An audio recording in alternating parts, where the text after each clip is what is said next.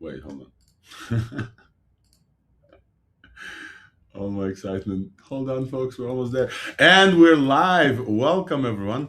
And we are live. Welcome, everyone, to Thursday in what must be the craziest week in AI releases that we've seen in a while. And we've seen a few, folks.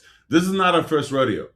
To join me to discuss this crazy rodeo is all our friends. LDJ is going to join in a second. Folks, I don't even have time for banter today because we have breaking news straight off the bat. We just started the show and we hit the breaking news button literally from like 35 seconds ago.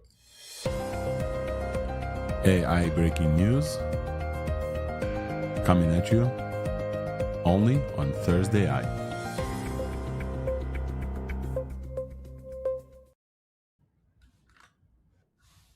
Our breaking news from right now is that Mark Zuckerberg is back on Twitter. Now, this may surprise some folks because Mark Zuckerberg hasn't tweeted for a while.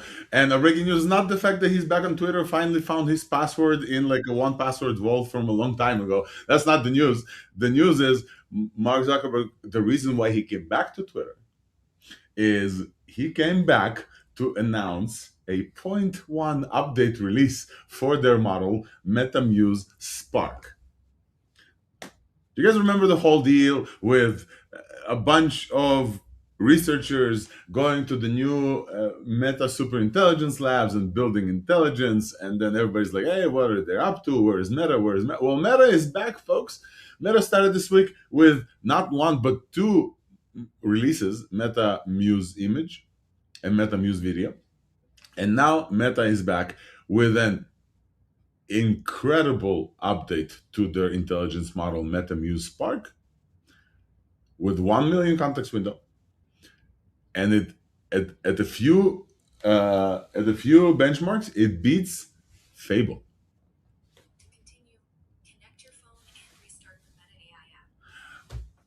And it's really funny why I announced that like the next super intelligence of the Meta AI app, my Meta glasses suddenly decided to speak and not be very smart. But folks, we should look at those evals because there's something. Not to mention, to mention, they also have an API offering for the first time. Meta Muse was not on API. Now, this is not Llama news, but definitely big news. So this is literally brand new from today. Let's look at the evals of this model. Let me pull them up. Folks, reactions. Also, say hi to our folks because like we haven't seen you in a while. Are you all so shocked that there's no language coming from any of you? Here, so yeah, it's really good at apparently computer use especially, but MCP Atlas, it's look, Opus 4.8 Max, GPT 5.5 X extra high. It's scoring significantly beyond both of those in MCP Atlas. Sweetbench Pro, we can kind of ignore. OpenAI just released a report yesterday. Yeah. Exactly. So, yeah, long story short, Sweetbench Pro has been found to have a lot of issues, and the cap is basically 70% and has a lot of issues. Humanities last exam, really impressive. I wish they would have put Fable and I was about to say 5.6, but I just remembered that's not even out yet. But yeah. Alex is gone. Alex Probably is gone. fixing some stuff. So hello everybody. Welcome to Thursday. The big GPT 5.6 launch week. And yeah, the interesting thing is got so many new models recently, from Grok to now Meta's Spark and GPT 5.6 coming. We all expect Google to release their new Gemini sometime soon. So I think we are at one of these steps, like going up the stairs, and now we are going the next step up. Fable started this, and now everybody is just coming on the same level. I'm waiting for 5.6. Don't know about you. I mean, for me, that's the big release, man. I mean, I wish I could do with Fable what I do with 5.5, which is running 24/7.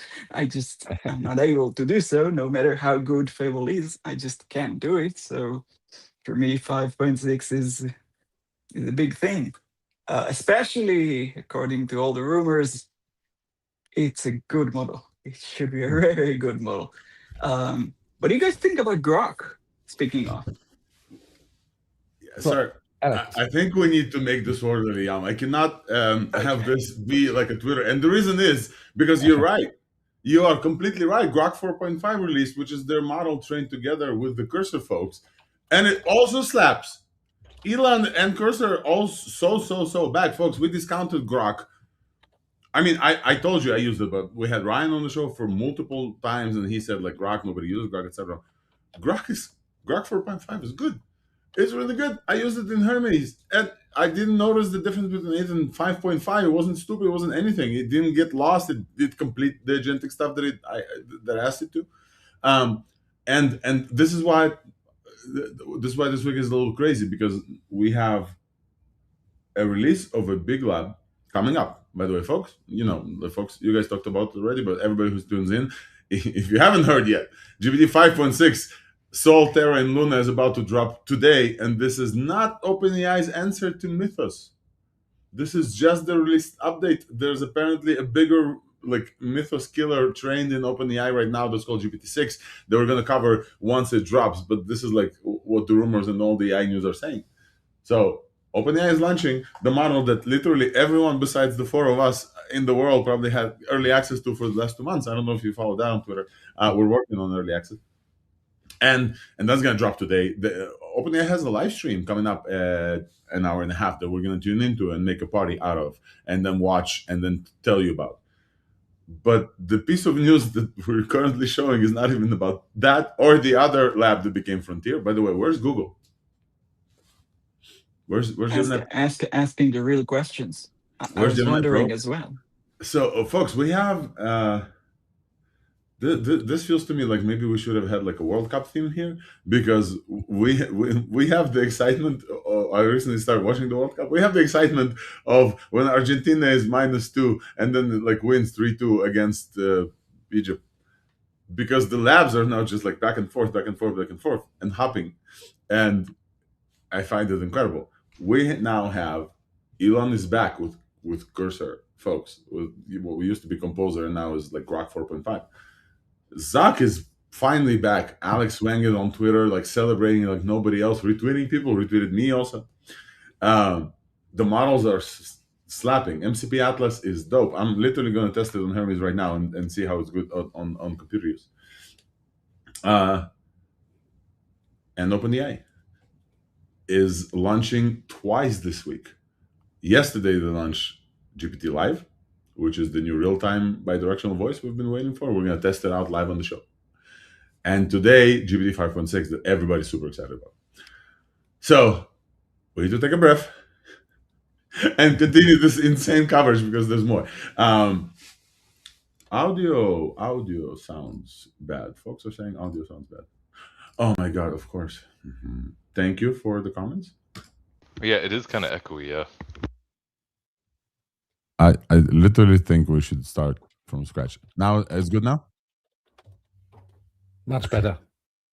Folks, interact next time. This thing resets to my MacBook microphone. At some point, that one will sound good. Welcome, everyone, to Thursday again. This is Alex Volkov, Jan Peleg, Wolfram Ravenwolf, and LDJ, and we're covering the breaking news of Meta Muse Spark. Let's walk through this. LDJ, help me cover Alex Wang's announcement, because I think some of these evals are dope. Mm-hmm.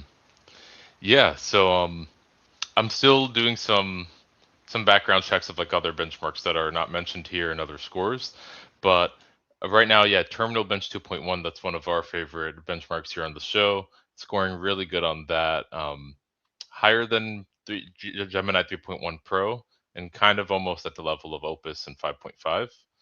And then we have Humanity's Last Exam, which is a fan favorite, MCP Atlas, just across the board. I haven't really seen Job Bench reported much by anybody, but that's an interesting one to look into. Which they're mugging the competition. The jump from the previous Muse Spark is what's interesting here. Toolathon verified, personal tool use, 49 for the previous Muse Spark, 75 for 0.1 release. OS World verified, which we know and love here, it's a computer use.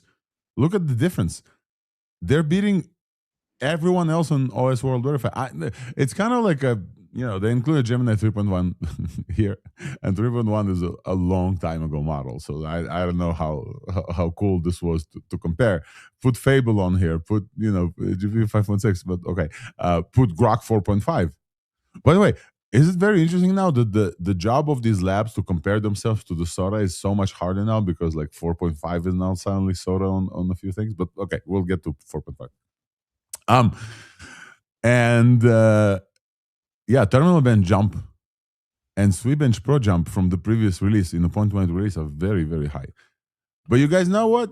Evals is not everything, as Wolfram loves to tell you, and one number is not everything. I went to the Meta AI app. And how can I show you this? I can go conk, conk. And I went to the Meta AI website because I thought, hey, this model is probably only on Meta AI. And I asked it to build a website. And I shoved all of the news, including the latest news about itself, into the website.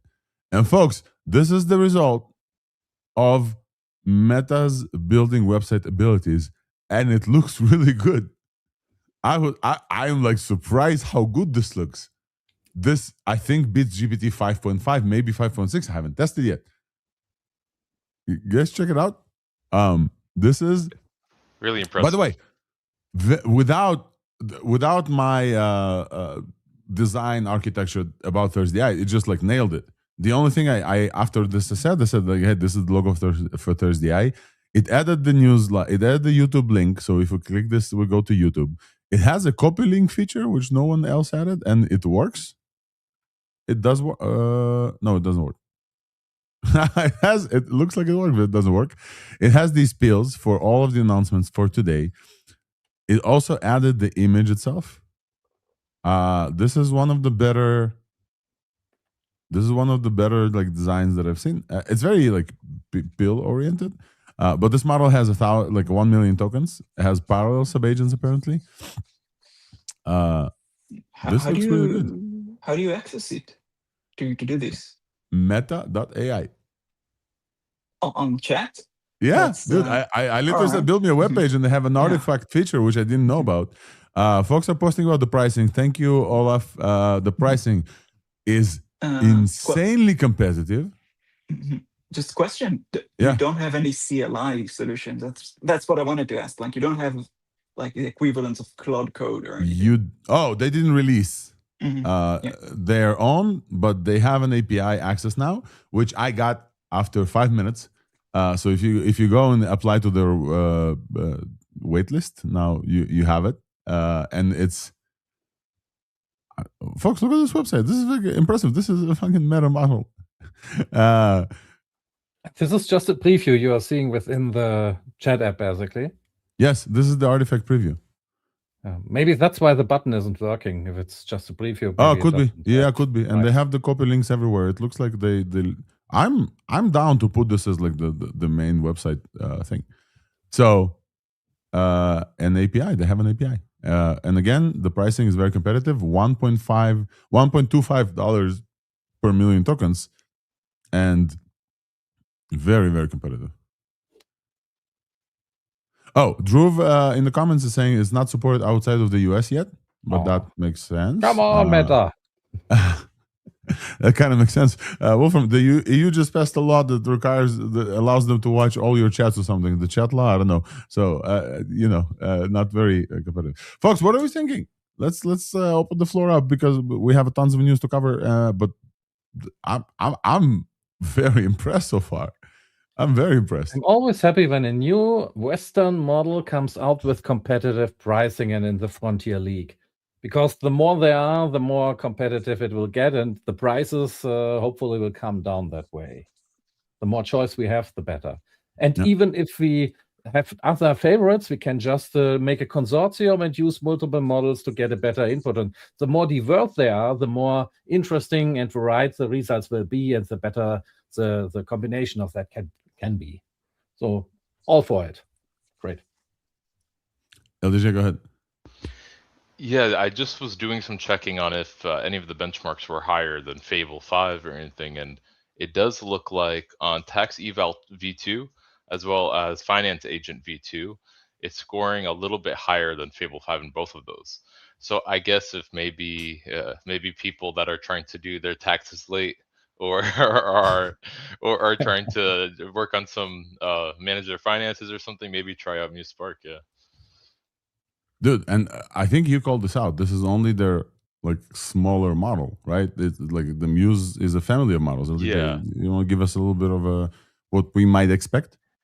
Yeah, so at least based on the original, the language used in the original Muse Spark announcement, which was like a few months ago, Alex Wang and I think Kazak as well, they mentioned how Muse Spark is meant to be their faster. I think they maybe even used the word smaller model.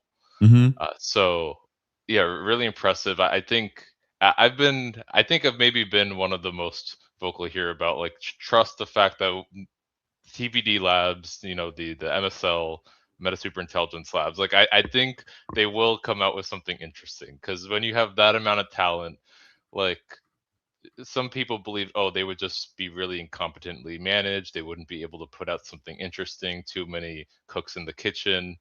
But yeah, come on, I don't think Meta's that incompetent. So I mean, seeing it. with the direct involvement of Zach in every decision and the amount of GPUs that they've amassed a long time ago, they bound to release something. And also, folks, let's not forget, Meta was very early in the world of AI. Zach was very AGI pilled a long time ago with Llama. We talked about this on the show. For the longest time, they were like, oh, yeah, let's go. Now, it's kind of sad that this is only API-able and not releasing. Imagine Muse Spark dropping with these stats and fully open source. That'd be insane. That'd be crazy. But I don't know if anybody in open source can run this size of model. But yeah, dude, I'm very impressed. I'm like, kudos. Let's give him even applause. Like, Meta is back. Zach is back on Twitter. And Meta is absolutely back in the world of leading. Anybody wants to take a stab before we continue to the other news, which we have a bunch? Anybody wants to take a stab at like the rank order of God tier AI? Yam, how about you start? Who's first for you? Anthropic or OpenAI? Look, they are different. I mean, that's the diplomatic answer. They are definitely different. I mean, the Claude and GPT are incredibly different. They are, I want to say both of them are the best for different uses, but they are absolutely different. I said what I'm going to say what I said before, like 10 minutes ago.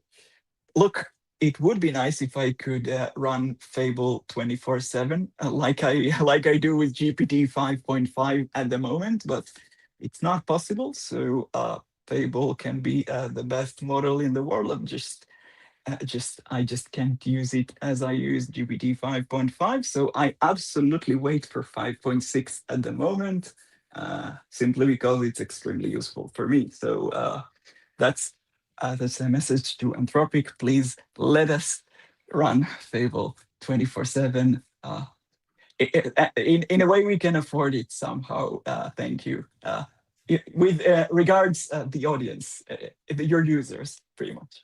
I mean, they are letting us. So one piece of news that we have for today, we can talk about it right now because why not?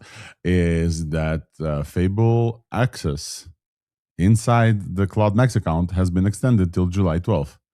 And it was really annoying, the extension, because they said it's going to be only until July 8th. So everybody ran and basically ended their quota. If you guys don't know what we're talking about, when Anthropic announced Mythos level models Fable, they immediately got yanked by the US government for testing and research and whatever and approval. US government finally approved it last week. We got Fable last week. We're actually in the middle of the AI engineer show. Everybody got access. Like half of the people didn't show up because they just like went to Fable. And for many people, this was the Fable weekend. They like literally sat and played with Fable. And so Anthropic said, hey, we want to give everybody access, but we do, the model is big. It's a big model, sir. It's a big model smell for sure. And so they are unsure how much they can serve this. So they said, hey, we'll restrict access to Fable until July 8th on the Max plan, but you'll still be able to access it via API. Wolfram has shown the pricing for Fable via API. It's an expensive model. Many people will not be able to afford playing with Fable 24/7. the secondary kidney market is still open. Yum, if you if you really want to Fable, there's parts of your body you can sell for early access. But then many people ran through their limits to just because Fable is just so good. I can tell you about my project. It's called the Volkov newsletter bench that I fabled together like fervently to make sure that I'm hitting the deadline. And then they're like, oh, extended it. Now, unlike GPT, there's no reset button in Anthropic. There is one somewhere, but there's not like one person famous for hitting the reset button. So they sometimes reset limits. And I think they quietly did, but they didn't announce it. So they said, hey, we're going to extend the quarter, but they didn't reset anybody's limits, which is sad and very sad. So we fabled for a week. And that's not even remotely the top of the news today. Folks, we have a busy show. This is like 7 pages of instructions from Fable about what to talk about. And I think it's time for us to start with the TLDR because we're just not going to make it. OpenAI is about to launch their answer to Fable that everybody besides us had early access to for 2 months. Did you see this? Pietro Schirano, friend of the show. Oh, I've used GPT 5.6 for 2 months. Fuck off. 2 months. OpenAI sat on this model for 2 months.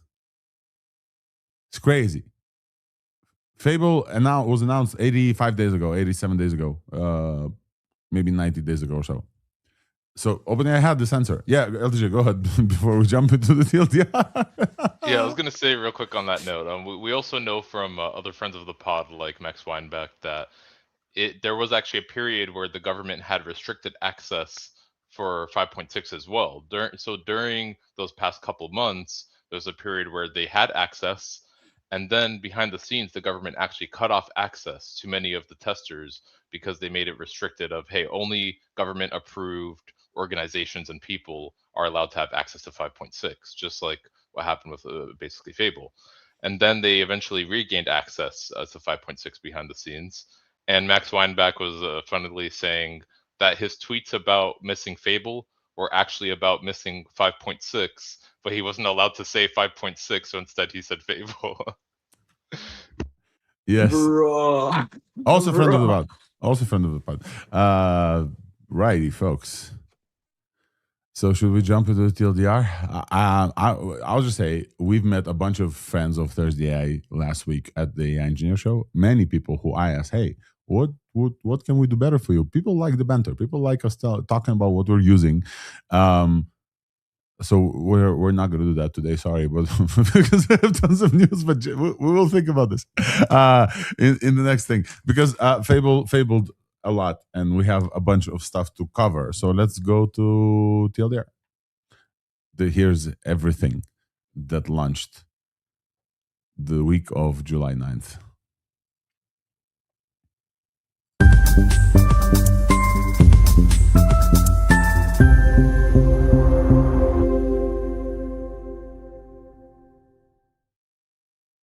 Alrighty, welcome back to the TLDR, the section powered by MetaMuse Spark 1.1 of everything that launched on the week of July 9th here on Thursday. I with Alex Volkov, Jan Pellegwolf from Ravenwolf, and LDJ Niston and Peter are going to join us very, very soon as we all await the release of the next model from OpenAI, GPT 5.6, in 3 variations. GPT 5.6 Sol, the big one. Sol means sun.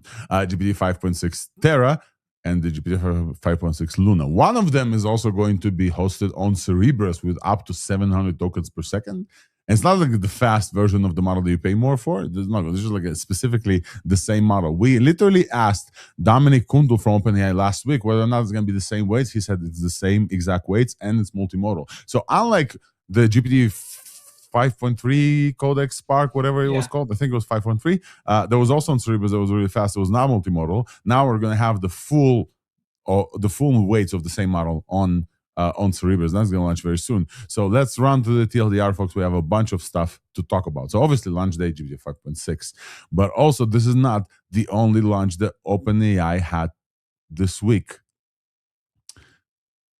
OpenAI today, this week, launched GPT Live. It's their full duplex conversation engine. For those of us who've been with us for a while, you guys remember our excitement about GPT Advanced Voice Mode, where it was like stupid in the beginning, just transcribing and doing TTS, and then it started talking to you. The famous Rowan video where like everybody got so in love with the version of GPT that talked like Scarlett Johansson, which led her to sue OpenAI.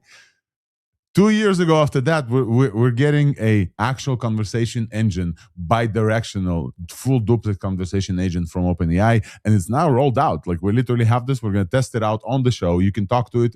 You can hear it breathe and sigh. It's really, really cool. It's really cool. It has reduced. I really find it funny the number of stuff that the Meta chose to like highlight here for this one. It interrupts you more, and it delegates to GPT 5.5 for intelligence. So you're literally like a smart model. There's some quirks. I've tested it extensively yesterday. There's some quirks, but we're going to use this and test it out. So this is the 2 releases from OpenAI this week. Let's talk about Meta, because Meta just surprised the crap out of us. We started the show, we're in the LDR section, which I want standalone, so this is why I'm repeating this. But Meta was on a killer streak this week. Meta started this week with launches of multimodal models, specifically Meta Image. Let me go find this. Where's this? Where are you? Meta Image. Oh no! Look at that. Muse Spark forgot to add Meta Image. Okay, I'll show you then another thing. Meta Image and Meta Video, Meta Muse Video. Meta has been in the image game for a while. They released a bunch of stuff, but this time they announced like an actual model with capabilities and tests of image that stands, I think, number 3 on the arena or so. It's really, really quite something. I have prepared, which I want to show you as part of the test. I have prepared a comparison between all of those image models that were released, and I'll have to find it, and don't want to delay. If I won't find it in a second, I will let it go. Okay. It has very great text rendering, and we'll test it out. We'll present all of these models. Then Meta decided to drop an anvil and release the updated Meta Muse Spark, putting them squarely into the frontier seat of AI labs. Surprised faces all around. I know you heard it and you didn't really quite get what Alex is saying. Meta, Frontier AI Labs, they used to lead on Llama and open source. That was great 2 years ago. Then all of that folks got fired because of incompetency with Meta Llama 4. And now, after Zach spent billions of dollars on bringing people from around the world to the MSL lab, they are now back in the frontier seat, competing with even Fable on some of the benchmarks, but definitely compared with GPT 5.5. I find it really funny, LDJ, you may appreciate this. The GPT is on the 5th version, and Meta is only in the 1st version. It's Meta Spark 1. GPT is already at 5, going to 6. It's really funny. So Meta Muse Spark is beating tons of folks on like benchmarks while being very competitive. So the Pareto frontier for the Meta Muse Spark is really up there. It's cheaper than Grok, which we're also going to talk about. $1.25 on input and just $4.25 on the output. Opus is at 15, and the output for Opus is 75. So just for your smell and comparison. Next, who should we talk about next? So we're talking about OpenAI. We're talking about Meta. Let's talk about Grok. This week, Elon and Michael Truel, I guess those are the 2 folks that we should mention here, have announced the joint forces launch of training of Grok 4.5. Grok 4.5 obviously is their biggest model that was launched with the addition of the Cursor training data. Let me go find it. What we're going to tell you about Grok 4.5. It's actively very good. Only $2 on input and $6 on output. It's really fast at 80 tokens per second.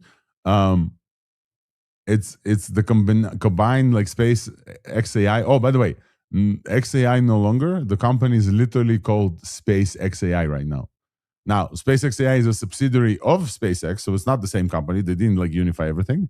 So SpaceXAI is the company that owns X, but the company is now called SpaceX AI. So SpaceX AI Grok 4.5 as XAI fully dissolved into SpaceX. Self-disclosed contamination. Did you guys see this? They said, "Hey, we're really good at Seedance Pro, but oops. Oh no, at Cursor Bench, but oops, all of the code base of Cursor may have leaked into there." LDJ, you want to talk about this? You want to mention this? Yeah, I was actually going to mention on the price. It is. I would call this maybe the best bang for your buck model based on the benchmarks and the cost. If it wasn't for the Meta Spark 1.1 that just dropped, Yes. or Muse Spark 1.1 rather, which actually is like about half the price of Grok 4.5 here. It's literally half the price, and it's competitive, which is really something to see, right? Let me see if I can show you some more stuff. Yeah, I want to show you Grok. And how can I do that? Give me 1 second, folks, please. Let's see if I can switch the tab and show you. Yay. Okay. So I'll show you this. X drops 4.5. Well, SpaceX AI, I guess, drops 4.5. And Terminal Bench is scratching behind GPT 5.5 with 83.3 and GPT 5.5 with 83.4%. You guys seeing this? Terminal Bench 2.1 for Grok is really close up there. Image Pro, which we should talk about later, they're the winner on Image Pro. And DeepSui, they're getting DeepSui we know and love. We should bring the folks from DeepSui, by the way, to the show. I met them at the engineer. Definitely should talk about to them. And also tons of fewer tokens, not only cheaper, but also significantly fewer tokens on the same tasks. Grok 4.5 uses 16,000 output tokens versus Opus sometimes doing 67,000. So it's not only cheaper, it's also less tokens. Token efficiency is really, really good. That's big, because we have seen how good a smaller model or not as intelligent model can be if it just pumps out the tokens. And in the end, it becomes more expensive that way. But if you have a very inexpensive model that even needs less tokens, that makes it so much more affordable for these things. That's something we don't have reflected enough in the evals yet. All right. So this is Grok 4.5, and we're still in the TLDR, mind you. We still have a full show to go. Also in TLDR, the folks from Cognition launched SWE 1.7, which is their updated release. This is a very messy infographic, but they're saying that SWE 1.7 is very good at Frontier Code. Now, obviously, Frontier Code is the benchmark from the Cognition folks, so it would make sense that it's going to be very good, but it's not because of leakage. I trust the Cognition folks to make sure that doesn't happen. It's a fine tune of Kimi 2.7 with a bunch of RL, gets 85%, 81.5 on Terminal Bench, and 77 on Sweep Bench Multi-Equal, and it runs over 1,000 tokens per second on Cerebrus. That's the highlight there. The folks from Cognition, the folks from Cerebrus are combining forces, and this is an insane model that also is like frontier level model that runs on Cerebrus in a crazy pace. So shout out. Cognition is not quite a frontier lab. They're still fine tuning other models. They're not pre-training from scratch, but they're not far off. I mean, with a bunch of GPUs, Cognition could start at the race. I think they have what it takes. So shout out to Cognition. All right. So we talked about Fable extension, right? Fable got extended to us, and it's gonna be very, very expensive after that. We talked about Grok. Let's talk about image models. So we talked about meta images. Let's talk about Seedream. ByteDance has released Seedream for us. And by the way, the interface that you guys are seeing is the interface that I built for the show, where every infographic for the show being tested by Nano Banana, GPT Image, Seedream 5, and Meta Muse. So I have all of the infographics across all four. Yam, I see your appreciative face, as though you appreciate the amount of work that I did for this one comparison. Thank you. It took me a while. Me and Fable went for this and spent a lot of money in API tokens to bring you guys the difference between Seedream that just launched and then GPT Image 2. This is by far the best leader. Seedream is not too bad. It's not great. Really, you don't think that Seedream is better here?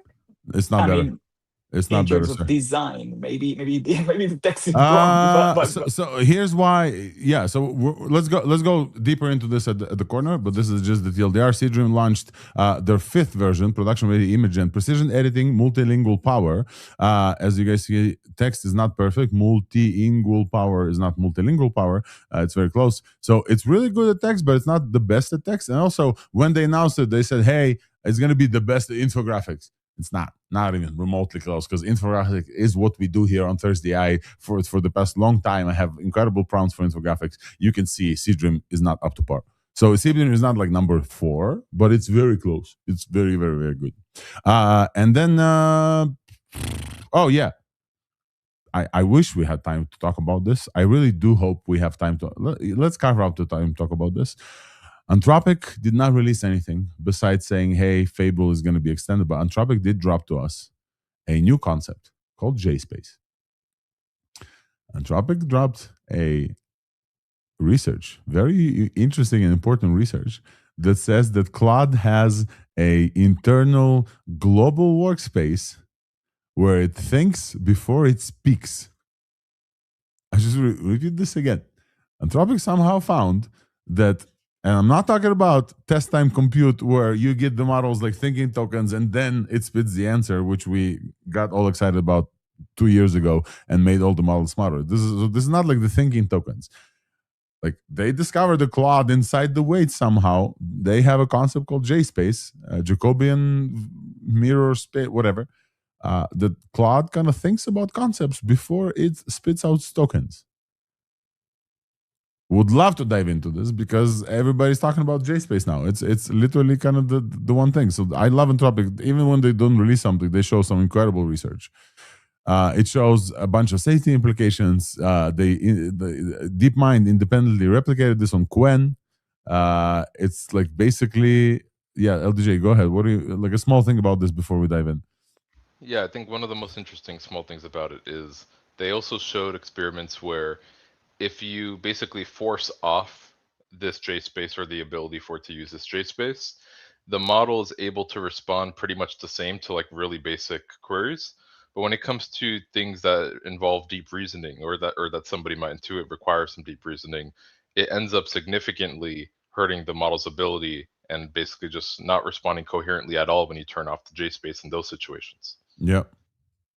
So this is a significant breakthrough that we should all know about. There's not a model release, but it's definitely triggers questions of consciousness and subjective experience and whatever the fuck does it mean for a model to think about stuff not in tokens, right? We all expect the inference is like next token prediction is how these models operate, but apparently there's more there. I find it fascinating. We should definitely talk about this. I think we covered most of it. I think there's like small stuff on the open source stuff. Wolfram, what else do we not cover? But I think the most of the major news we talked about. Fable. Yeah, before the show, I always do a check to see if I have anything, and I send it to you. And this time, I did not have anything to send to you. So it was, in a way, it was a quiet week. That there was not an onslaught of different stuff, but the stuff we got was very high level of important stuff. Sir, I think maybe the word quiet means something else in German because I can barely keep up. Wait, we'll accelerate again. This is the most accelerated week that we've seen in maybe ever. All of the guys came out to play. Even Cognition came out with some stuff. All right, what should we go into first? Obviously, we're gonna wait for GPT 5.6 to drop to talk about this. LDJ, what else do we have that we didn't cover yet? Well, I was actually going to give more details for MuseSpark 1.1 if we want to go into that. So let's dive into that in one moment. There's apparently quick open source hits from Claude that did some research. So we have Cohere launched Transcribe in Arabic, 2 billion parameter transcribe model. Mistral has something called Robustral Navigate, first embodied navigation model, 8 billion parameters. Liquid AI launched something called Anti-Doom. It kills the reasoning doom loop on Qwen and scores like very, very high. So that's really cool. So shout out to them. We're not going to cover this on the show. We don't have time, but shout out to Liquid. We love them. NVIDIA and Hugging Face expand the robot, which is great. And what else? Prime Intelligence raised a bunch of money and shout out to them. I think that's it. All right, let's go to Meta Muse Spark. I don't have a transition, but let's transit to Meta Muse Spark as our first breaking news thing. Let's do it. Yeah, so something interesting I didn't mention earlier, and I just found out, is Val AI, that they do a lot of cool benchmarks and independent testing of models. They have also shown now. So earlier I mentioned tax eval and finance bench, I think is called, that Muse Spark 1.1 is beating Fable it at. Now I also have info from Val's AI, which shows in Harvey's legal agent benchmark, as well as the medical scribe benchmark, which is for doctors and medical work. In both of those, it's also beating Fable 5. I want to find Val's and present it here on stage. Val's obviously got early access, and let's take a look here, because I think it's, Val's is doing a great job, by the way. We should bring the Val's folks on here and make them friends. You guys can now see the Val's eval suite. Yes. All right, LDJ. So walk us through the cool stuff. Can you see it on the screen? Legal research bench? No, not this one. MedScribe. So you see, MedScribe right here. Yep, there we go. In that one, I believe the Fable 5 score is it's like literally like 0.5% lower.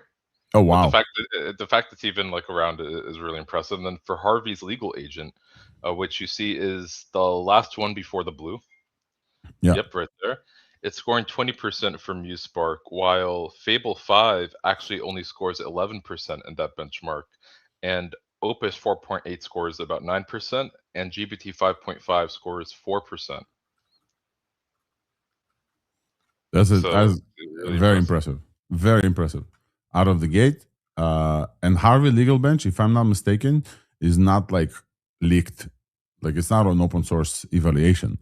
It's a held back evaluation, so it doesn't leak into the weight. So they literally cannot like benchmarks on this, if I'm not mistaken.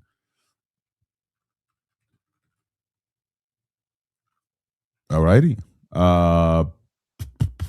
So again, I just because in the TLDR we showed some stuff and folks are asking like examples, I want to show the website that Meta Muse Spark built for us inside the Meta AI artifacts.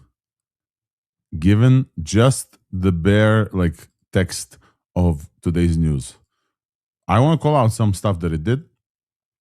It added the link to YouTube, which was great.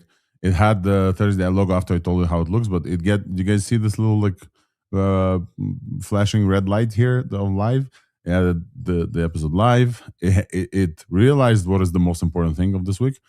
It launch day. GPT 5.6 goes public this morning, and it's somehow only a third of this week. 13 launches this week, and it gave me like a coupling thing, and then built this beautiful breaking news like bento card design. I don't even know what to call this. It's not perfect, but for longest time we got to expect like very bad designs from models, especially GPT 5.5. I would put this between 5.5 and Fable. Fable is better. GLM also is really good. We saw it, but I would say that this is GLM level. Would you guys like, at least based on this one example? Obviously, we need to run this more, but I think that the folks from Design Bench are going to have a field day with Meta Muse Spark because they only opened the API right now, and it's really, really dope. Yeah, I would say better than GLM 5.2. I mean, it feels better. Yeah. There's also I think it's called like Vibe Code Bench or something from the Val's Index, Val's AI, and they also rank it as higher than 5.2 and even higher than 5.5, only behind the Opus models. I think, yeah, I'm going to post about this because it's really cool.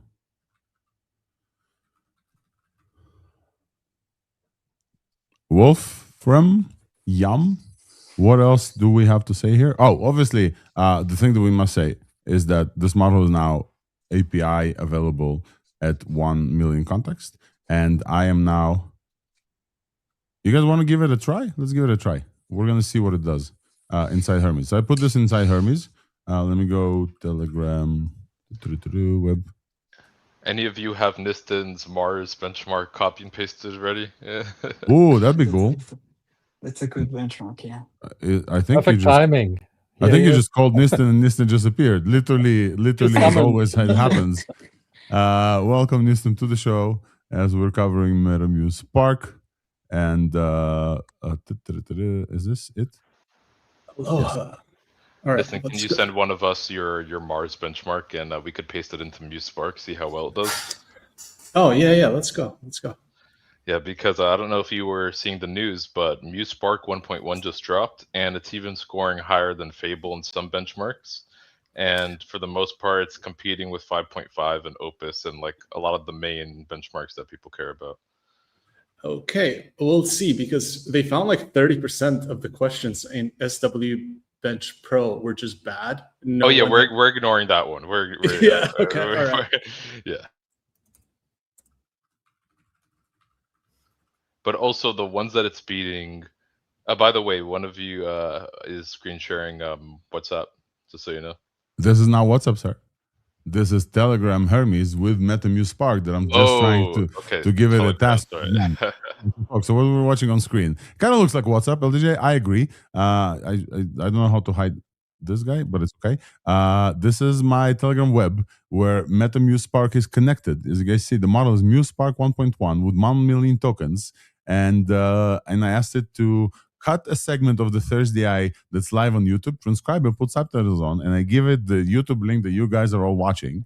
And we're going to see, I'm going to allow it to do stuff on my computer. And we're going to see MetaMuse Spark in real time produce a clip of our show where we talk about MetaMuse Spark. And we'll see if it handles it because it's like supposedly very, very good at agentic. And also, I want to say hi to everyone here. The whole crew is assembled. Welcome, Peter Kostev, who does stuff in the arena. Where's my names? Why none of you are showing up with names? It's very interesting.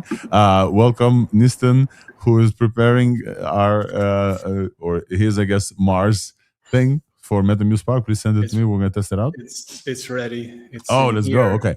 Yeah. And as we're covering the fact that Meta has come back in a big way. Peter, anything from Arena on Meta, by the way?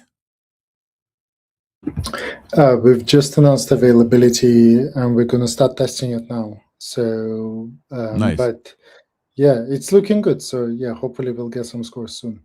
Sir, I would say it's looking great. I don't know if you already followed, you just joined, but like this is the website that they built for me. Where is it? You know I'm sharing here. Yeah. Look at this. Yeah. This is MetaMuse Spark website. It looks great. It looks really, really good. Like the fonts here and everything is good. Sorry, go ahead. You know, they had a pretty good result for the front end for the previous version of Spark, which I think kind of people ignored because the rest of the model kind of maybe wasn't up to maybe people's expectations. But yeah, so I think they already were pretty good. And now it seems to be they're really good. So yeah, we'll announce some scores hopefully the next day or so.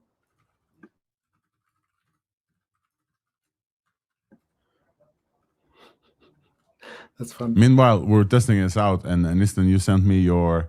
Let's do the Mars thing. Let's test it out. They have it here. What is it? Meta.ai? Yes, Meta.ai, and you have to select thinking because otherwise it's gonna give you like an older model. The previous version of Muse Spark, like maybe it was bad at agentic. Okay, probably was bad, but I remember it being pretty smart for questions, and it felt like a good large model. And even some React stuff and some more obscure stuff that I asked it was actually pretty smart. Yes, but it seemed to have better opinions than Codex. I don't know why people like Codex so much. I had to use it for a client work, and it was like the meme. It's like, you live like this. Sorry. Nistan came in with the hot takes immediately. Codex, you mean GPT 5.5? Yeah, I was using it recently. Client has struggled for like weeks to fix one feature. Opus diagnosed it right away, and then it even fixed it. And then I just had Fable just rewrite like months of work overnight, and it just like worked way better. I was looking at all the architecture decisions, it was making. And it was like the type of intern that I would just fire from the job because they read too much hacker news and they don't actually think. Sorry, GPT 5.5 is just bad. Like at large TypeScript apps and architecture decisions, I mean, I know it can do very specific work and keep going at it, but it just makes really bad higher order decisions on the way. Anyway, I'm done. Let's see how Sol is. Yeah, we'll see how Solter and Luna. Folks, we're still waiting as some great folks who are commenting saying, wake me up when 5.6 drops. We will definitely do that. I don't have the tools to wake you up at your home, but I'll definitely scream on the stream, so you'll see. Right. Oh, folks are saying that this website looks like AI slop. They're not sure why I like it so much. I can talk about this again. Like, it's sloppy for sure. It's a little sloppy, but it's like I came to expect more. That's why I like it so. Like, expect less. That's why I like it so much. I'm not showing the right thing, so I will go and show the right thing. Because I've tested all of the websites on their like website abilities, and this one has coherent stuff, and also it has decisions. It has good decisions, which is what we want. It has good like framing decisions. It has good. I agree with you. There's some sloppiness like artifacts here for sure. But mind you, this was no skills. There's the taste skill and the engineering skill. All of these things in the harness. When you put them in the harness, they do like significantly better websites. This is just literally just artifacts straight up from the model. And given that, and given where Muse Spark was before, this is like a very good website to me. That's how I felt about this. Yes, LDJ, go ahead, please. Yeah, a slight tangent on the slop thing. I think a lot of times these days when people say slop, like what they really mean is it looks like the specific style that AI tends to do. But if you were to show that specific like color combinations and those font choices and those sizing decisions, like back on a website 3, 4, 5 years ago, I don't think they would say it looks bad at all. I think it just, because people are so used to this very specific style of website again and again, people feel tired of it and then grow an aversion to it, you know? It's also the cramming of information, like it's extremely verbose on the site. It's also a signal of AI generated site that there is so much on the page, like so many tiny components of all the information you could possibly think about. It also shows that it's an AI generated site. I just want to say we're talking about something that is roughly comparable to GPT 5.5 in terms of design only, because 5.5 is not perfect, but you get 7 times more tokens for the same amount of dollars. So that's why we're excited about the model, because comparing to the price, that's a really good deal. Yeah, So, the Pareto frontier is kind of crazy on this model. And then you can keep iterating this. Folks, we have breaking news from Peter and from Reva. Let's hit this. I told you the breaking news button is just not going to stop. This is one of the craziest Thursday that we ever had. Let's go.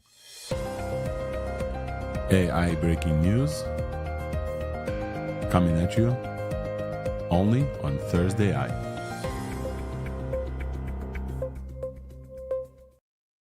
All right, Peter, this one's yours. Take it away. So we co-released a score with Reva 2.1 on text to image. They scored second. So just after GPT Image 2. So above Muse Image, above Nano Banana 2. And remember, this is not for editing. This is text to image. So what's typically valued there is this kind of creativity and maybe instruction following and things like that, and the aesthetic value.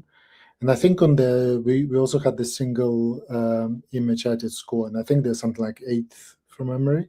So so Alex, I imagine you might want to do some of your famous tests. So yes, if you're going to do like the image editing part, it will probably be a little lower down. But Reva models, I haven't spent much time with this one, but Reva models, they really stand out to me as kind of being a little bit outside of the regular distribution. So if you're an artist and you want to have like something a bit different, I think these models are really good. So yeah, very, very nice release by the looks of it. Folks know here, I love Reva. Reva has this like unique thing with layers that we've talked about previously on the show, where basically everything they generate is kind of like built with layout engines like XML, and then they build stuff on top of it. And this makes their models significantly more crazier. The thing that I want to show right now, I'm showing the Reva website. Hopefully, you guys are seeing the Reva website. No, yes. Just a bit, yeah. Yeah, and Reva has live layers, which they promised us in Reva 2 and just added this. So when they generate an image, which we'll try right now, they literally just have. I'm hoping that this is the right model. I actually don't know how to get the new model here or know which model it is. You guys know? Maybe they'll just give it to me. So when you generate with Reva, you get layers that you can like play around with. We will do one of the infographics tests, I think, because why not? I have already the prompt. Meanwhile, we're still waiting for our other test there, and we're gonna add a file. So yeah, Peter, the number 2 on Reva is only for image to like the text to image. Yeah, text to image. So yeah, I would expect it might do a little worse for like, I know, the aligning with the way you look and so on. So it's a guess, but it's typically what happens. But let's take a look. So I'm uploading this picture of myself, and then I'm asking for a very instructive, high-stakes, time-sensitive infographic. It feels like financial news countdown. So we'll see from Reva what happens. But shout out to Reva for being number 2 on the image, the text-to-image arena, especially after Muse Image launched. And you guys haven't tested yet Seedream, right? Seedream also launched. You don't have Seedream on scores there. Yeah, I think we have it available, but no, I don't think we've got the scores yet. No. Yeah. So Seedream should be. I think visually Seedream is going to be up there. Like it feels to me that like despite it's lacking in some infographics, visually Seedream looks really, really, really good as well. All right, so this has been breaking news. Meanwhile, should we go back? I know we're jumping back and forth, folks, but this is that kind of week. Listen, should we go back and see what Meta gave us for? We can watch the infographic go live. Maybe let's stay here for just a second because I think it's just like visually super cool. Do you guys see the kind of the cubes that they're showing here? Let me zoom in here a little bit. I love this. Like they built a custom shader. I can't zoom in because they locked it down, but they built a custom shader here that shows these like flowing rectangles, and these rectangles will be actually the places. And you can kind of see already Fable 5 showing up. So it generates like part of the model. I find this mesmerizing. I really want to like keep this going until it completes, because you can see the model getting built, and it's not diffusion. We are used to calling these model diffusion models. This model does some mix of diffusion and layout engineering and obviously some reasoning. And so I really want to like see it come alive because this could be cool. This could be actually very cool. And I'm hoping that this is the new Reva. I see an arrow here showing up. Okay, this waiting is not going to be super interesting. I thought it was going to pop up already. Let's see if I click it. Oh, this is cooler. One thing that I want to show you here is that can you guys see all this on the side? Generate image of a man, has a face, a beard, a jacket, logo patch, and logo text. All of these are separate layers that I can change separately. I don't know of many other generations. Peter, maybe a diagram does this, but I think like GPT obviously doesn't do this. Like Nanobanana doesn't do this. They understand this infographic so well that they have all of the text separated by layers, which you can like go and touch. And we have the infographic. Oh, nice. Good. Yeah. Yo, this looks good. This looks very, very good. I like it. I'm hoping this is Revit like 1.1, right? That's great. Yeah, that's great. This is the second version of it. Less great. The same finger issue that we had previously on Revit, which is really, really funny. If you guys remember, we had the finger issue in the previous one. But this one is like really, really good. Really high quality. The text is perfect. You can edit it, right? You can edit text. Yeah, you can edit. Let's say there's 12 seconds on the clock. I can double click and say 13 seconds, please. And then you can say apply, and then we'll rebuild the whole image with 13 seconds. So the editing is unparalleled for sure. It needs to build the whole thing for just that. Yeah, it has to. It's not only just that; it just rebuilds the whole thing based on your comments. All right, folks. I think we'll move on. Reve, thank you, Peter, for bringing the breaking news. Reve 1. What was it? 1.1? 2.1. Sorry, Reve 2.1. Let's see. Folks are saying it's not available. Oh, OpenAI's live stream is about to start soon, so let's cover the other news. So we pretty much covered all the models, but let's start. We'll talk about Meta Muse Spark 1.1. Let's just look at the output of what it gave us. Is going to be, where is it? Here. Should be ready now. You guys watching? You're not sharing? I am not. Oh my God. Okay, thank you. I'm very happy that I asked because Nistan, we have a Mars simulation. Okay. I'll just say before this, it showed us the numbers that matter, the speed. Let me see how many kilometers. 280, 640. Okay, that's correct. Could have been a little bit more specific, but that's. And then how long the rail? Yeah, that's good. Okay, you got that right. Actually, you got it perfect. And then it built the game sim. And it's not too bad at all. It has the full hit arm. It has the full. Let me just look at this. We have the full Mars with the texture. So it built the texture, put it on, and we've seen different ones. We have mission control, launch. You have to arm it first. You have to hit arm, top left. Arm. Yeah. Okay. Launch. Let's do it. 3, 2, 1. One shot, eh? It has sound. I don't know if you guys can hear, but it has sound. They usually. Yeah, it's gonna take like a minute to accelerate. You can see the speed. I'm going to turn off the sound, but listen, I don't know. I don't remember anyone that had sound. Oh, they often even Sonnet added sound sometimes. Oh, no way. This is pretty good. Let's go fast. It's funny. It will accelerate. It's accelerating. So it'll just take a minute. You can turn off the sound. Yeah, turn off the sound. It's annoying. Flight computer is showing this stuff. Like how many times Nistan has done this test with other models, he just knows like what buttons are gonna appear. He's like, "Oh, you gotta arm it. You gotta arm it, dude." It's good because it's been the same test for like 2 years. And we've seen the impressive results from this test. One shot. This was one because often even Fable would make a mistake on the first try. Okay, Meta might be cooking here, guys. Meta is cooking here, right? Yeah. Can you zoom out and test and stuff? Yeah, the orbit controls worked right away. Just zoom all the way out. It resets me. I think that maybe. Okay, that's fine. That's cool because it does it in a nice way. Yeah. Let me go super fast. We have the countdown. We have the little arm. We can zoom out. Okay. Mars driver. Yeah. Audio is on again. Okay. Yeah. Don't worry. It'll take a minute. Just let it go. What else is on the UI? Prograde navigation. Oh, this is better. It wasn't accurate to the mountain. I would even say in that way, even the codex 5.3 was more scientifically accurate. But I don't know. We might be calling this one the best for now. This one the best, Nistan?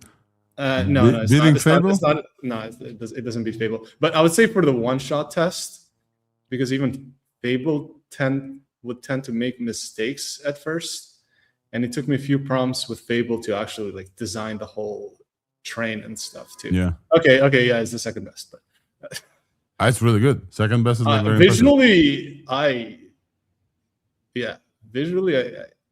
like it a lot. It's just gonna keep. Because it takes 4 minutes for it to accelerate. To heat up and accelerate to space.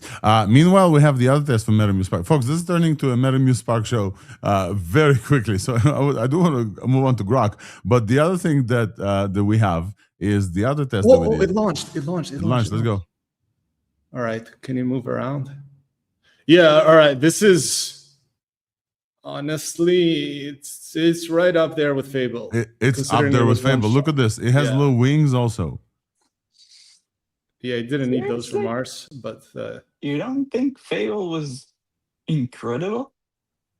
Fable was dope. But it took a few prompts and it would fail on the first shot often. All right, this is dope. I don't know. It's really cool. This is a Folks, tough call. This is a tough call because like I love the Kerbal Space Program top right thing. Like it picked up on that prompt, and like no other model had picked up on that. Listen, we have another test of Meta Muse Spark. I would use this. Succeeded. Do you guys want to see? Yeah. The other test, I put Meta Muse Spark in Hermes, and I asked it to go to the YouTube that you guys are watching right now. Some of you are on YouTube. Cut down, and it's not an easy task because it's cutting down from the live show. Live show doesn't stop. So when they use the tools to download the video, the live show doesn't like end. So it's like it needs to figure out the boundaries, then transcribe, then cut up a clip. So this is the clip it cut out. Look.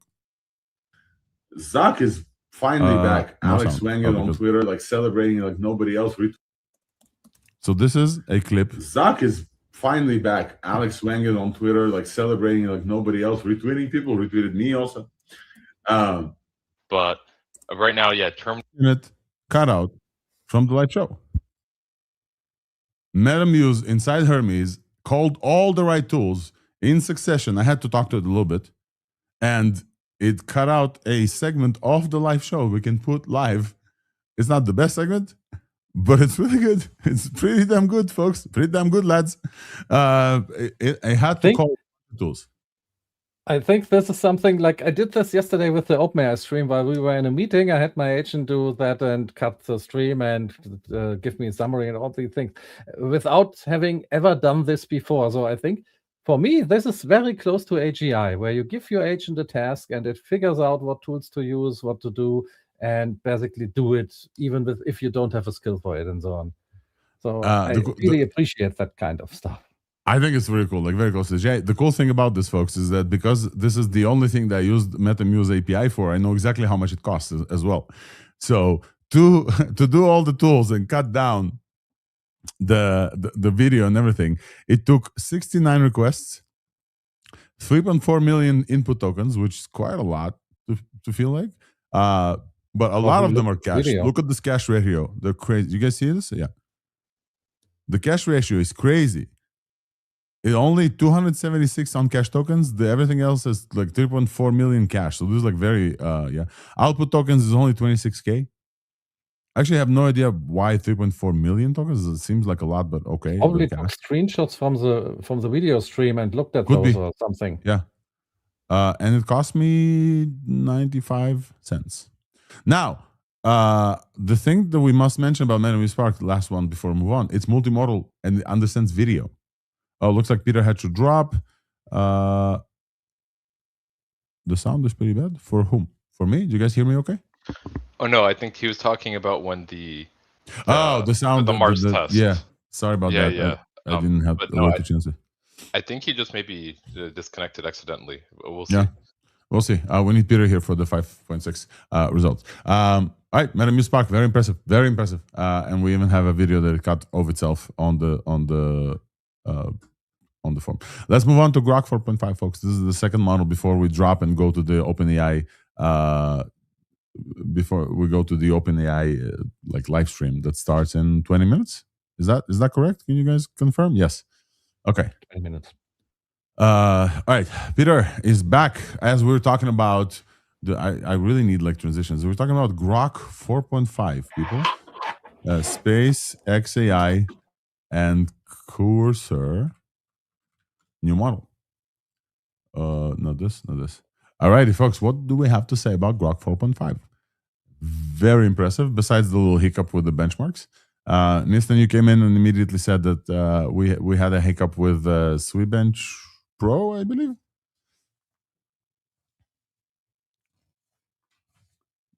Nistan? We can't hear you. Yes, sir. There yes, sir. Yeah. Look, I was with our friend Ray on his 6-hour stream last night, and he was building an app with Grok. Grok 4.5. Yeah, Grok 4.5. It was like a little bit worse than Opus, I felt, but it was like right up there. It was pretty usable.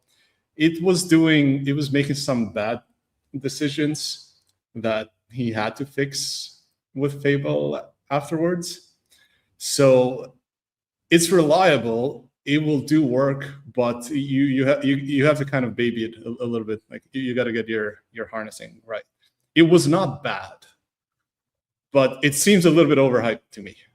That's Overhyped. Yeah. From a model that nobody counted even, and nobody used Grok for anything. They launched Grok Build, I think is the CLI, right? Yeah, but they also a while bought ago. Cursor now, and Cursor was making not bad models that Yes. people were using. They have all that data, Yeah, and it's still like, it's okay. I think I'm just gonna stick with Opus, to be honest. Wolfram is suggesting Railgun Mars with Grok as well. I don't know actually how to do that. I can go to grok.com, and Yeah, I I didn't don't have know if I'm access getting to it. 4.5. I think you have to because- install their tool, and it's included for free. But that might isn't it in Cursor? No, in their CLI, like the Grok build tool. Yeah, that's true.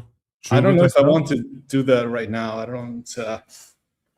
Considering that, okay, here's some tea, guys. Considering that other harness providers were complaining before for Grok 4 that they had given a free API, and then they started complaining that people were using it with Claude harness, and then the maker of this harness, open source, very well known open source harness, started complaining to us in the group chat which one of us was using it, and that led me to believe that they're just straight up looking at the logs. That's why I'm gonna just reduce the amount of data sharing I do. But you guys can install it and try it out. It's free, I think, or maybe just start up a VM or something. It might just be a bit outside our scope here. Yep. Of the show. Yeah, I think so. I think what folks need to know is maybe some of the particulars. Let me try and show you what we have about this model. Obviously, it's been trained on the Colossus mega data centers that Elon has, together with the Cursor folks. The one comment that we must mention is that they said that the code base for Cursor may have leaked into the weights, and then the result on Cursor Bench may not be the best. Old Cursor codebase snapshot leaked into the training and inflated Cursor Bench. They admitted it themselves. And also, the SweBench Pro results from OpenAI this week also said the SweBench Pro is effectively not a great benchmark as well. Grok is 4.5 is really good at DeepSui. With DeepSui, if you guys remember from Data Curve, I believe is the company that does DeepSui. They showed up as the benchmark that we all kind of felt like it feels to us that this feels like the correct thing. Other benchmarks were maybe benchmarks. So what else do we have with Grok 4.5? I think that's it. Oh, the price. Up until Muse dropped, the price was. Go ahead, Wolfram. I just got a codex reset. Codex reset? For some reason, I have an animation when the codex rate limits are reset. So for some reason, you know the reason. The reason is that GPT 5.6 is dropping in a second. This is the reason, and they definitely want to. Yeah, they did a reset for this. Wow. Okay. I'm still not full on resets. I have general users limit. I have 82% left, which is still insane, folks. It's really, really hard to max out your pro plan on GPT. It's really hard. I'm YOLOing everything. Peter, I don't know if this is your experience as well. I'm YOLOing everything with fast mode 5.5 on ultra thinking. And I'm barely scratching the tokens. Really? The opposite on Claude. No, I do exhaust my plans. But definitely much more generous rate limits. But on Grok as well, I did do some tests as well, not very rigorously or seriously, but just to get the sense check. And for background, So Conductor kind of tried to use that, and it felt like very light RL model. So not maybe good for some things, but not really for kind of maybe more ambitious things. And then the Grok models just had a lot of issues with like tool calling and like bash recovery and things like that. So it did like terribly on the agent arena. And really, it feels like this one kind of came together a lot better. So it really looks like it doesn't make like obvious kind of mechanical errors, at least as much anymore when you will need to look at the data. But it still felt a little bit kind of, you get this kind of RL artifacts. I don't know if they're literally RL or not, but to me, it just feels a bit like that, where just like, you do a 3D test and there's like elements are there, but they're all like floating in separate part of the screen, for example. So I had one with like a whale jumping. I was like head disconnected from the body kind of thing. So you don't get that kind of errors with like Fable or GPT models, but you get this a lot with like Chinese open source models or like smaller models. But it's definitely a step in the right direction. So yeah, it feels like their first like really good output, which is, I mean, considering how many months has it been? Is it like, I don't know, a couple of months they've been working together? Like that's really impressive. So yeah. I was waiting for something around September where the announcement of the $60 billion purchase price will go in, right? I think they said September. Obviously, SpaceX went public before, and now they figured this out. Yeah, it's faster and doesn't feel like their bigger model. I think Elon is talking about like this is the smaller model. All of them are looking to be size maxing. And I think that this is very, very cool.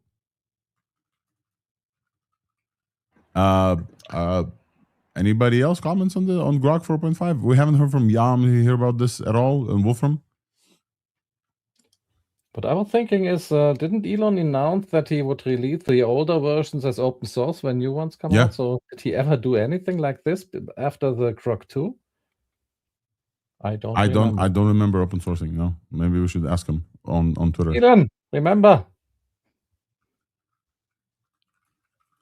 I don't think he watches the show. Let's try again. Elon. Last time we said something about Nistan appeared. So let's do Space Uncle. LDJ, go ahead. Yeah, I think they maybe said something along the lines of Grok 3 will release open source when Grok 5 is released or something like that.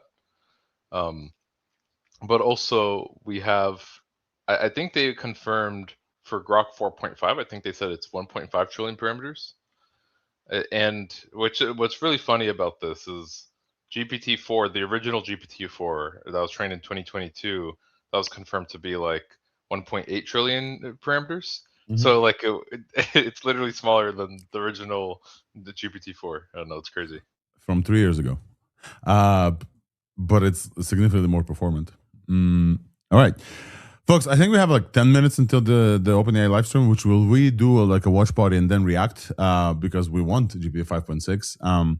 Meanwhile, we have two options. We can talk about the new GPT Live. We can talk to the new GPT Live. Do you guys want to see the new GPT Live? Some of us don't have access, I think, in Europe. The left side of the screen here is all European, as far as I can see. So I don't think it's open in Europe, correct?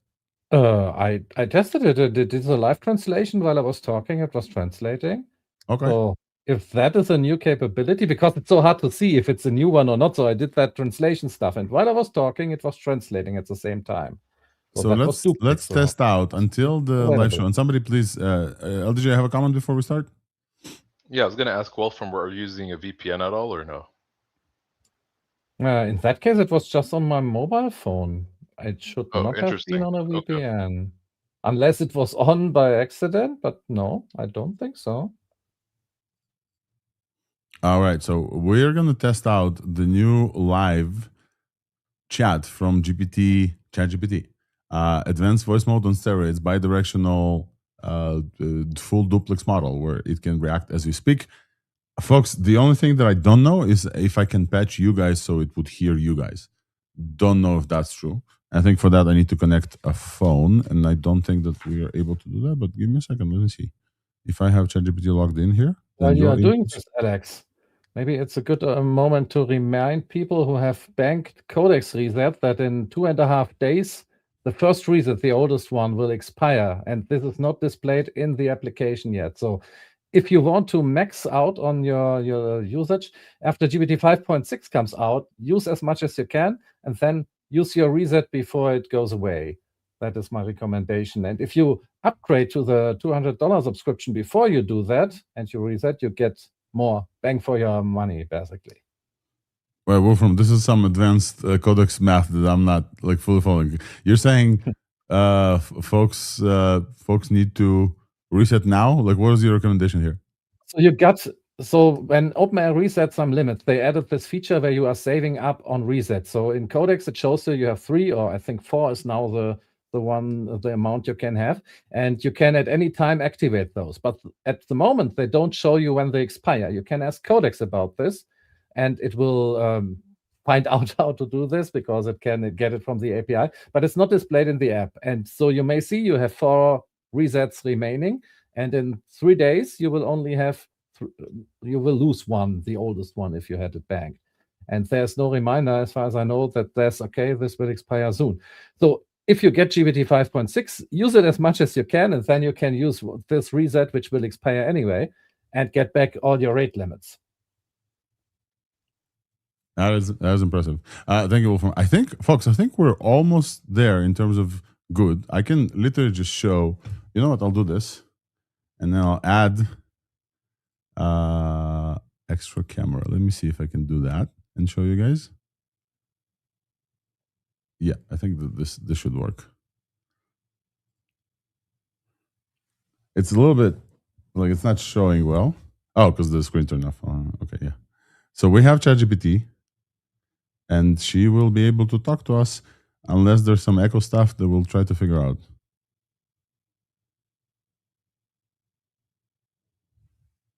Hey, chat. Hey, chat. Can you hear me?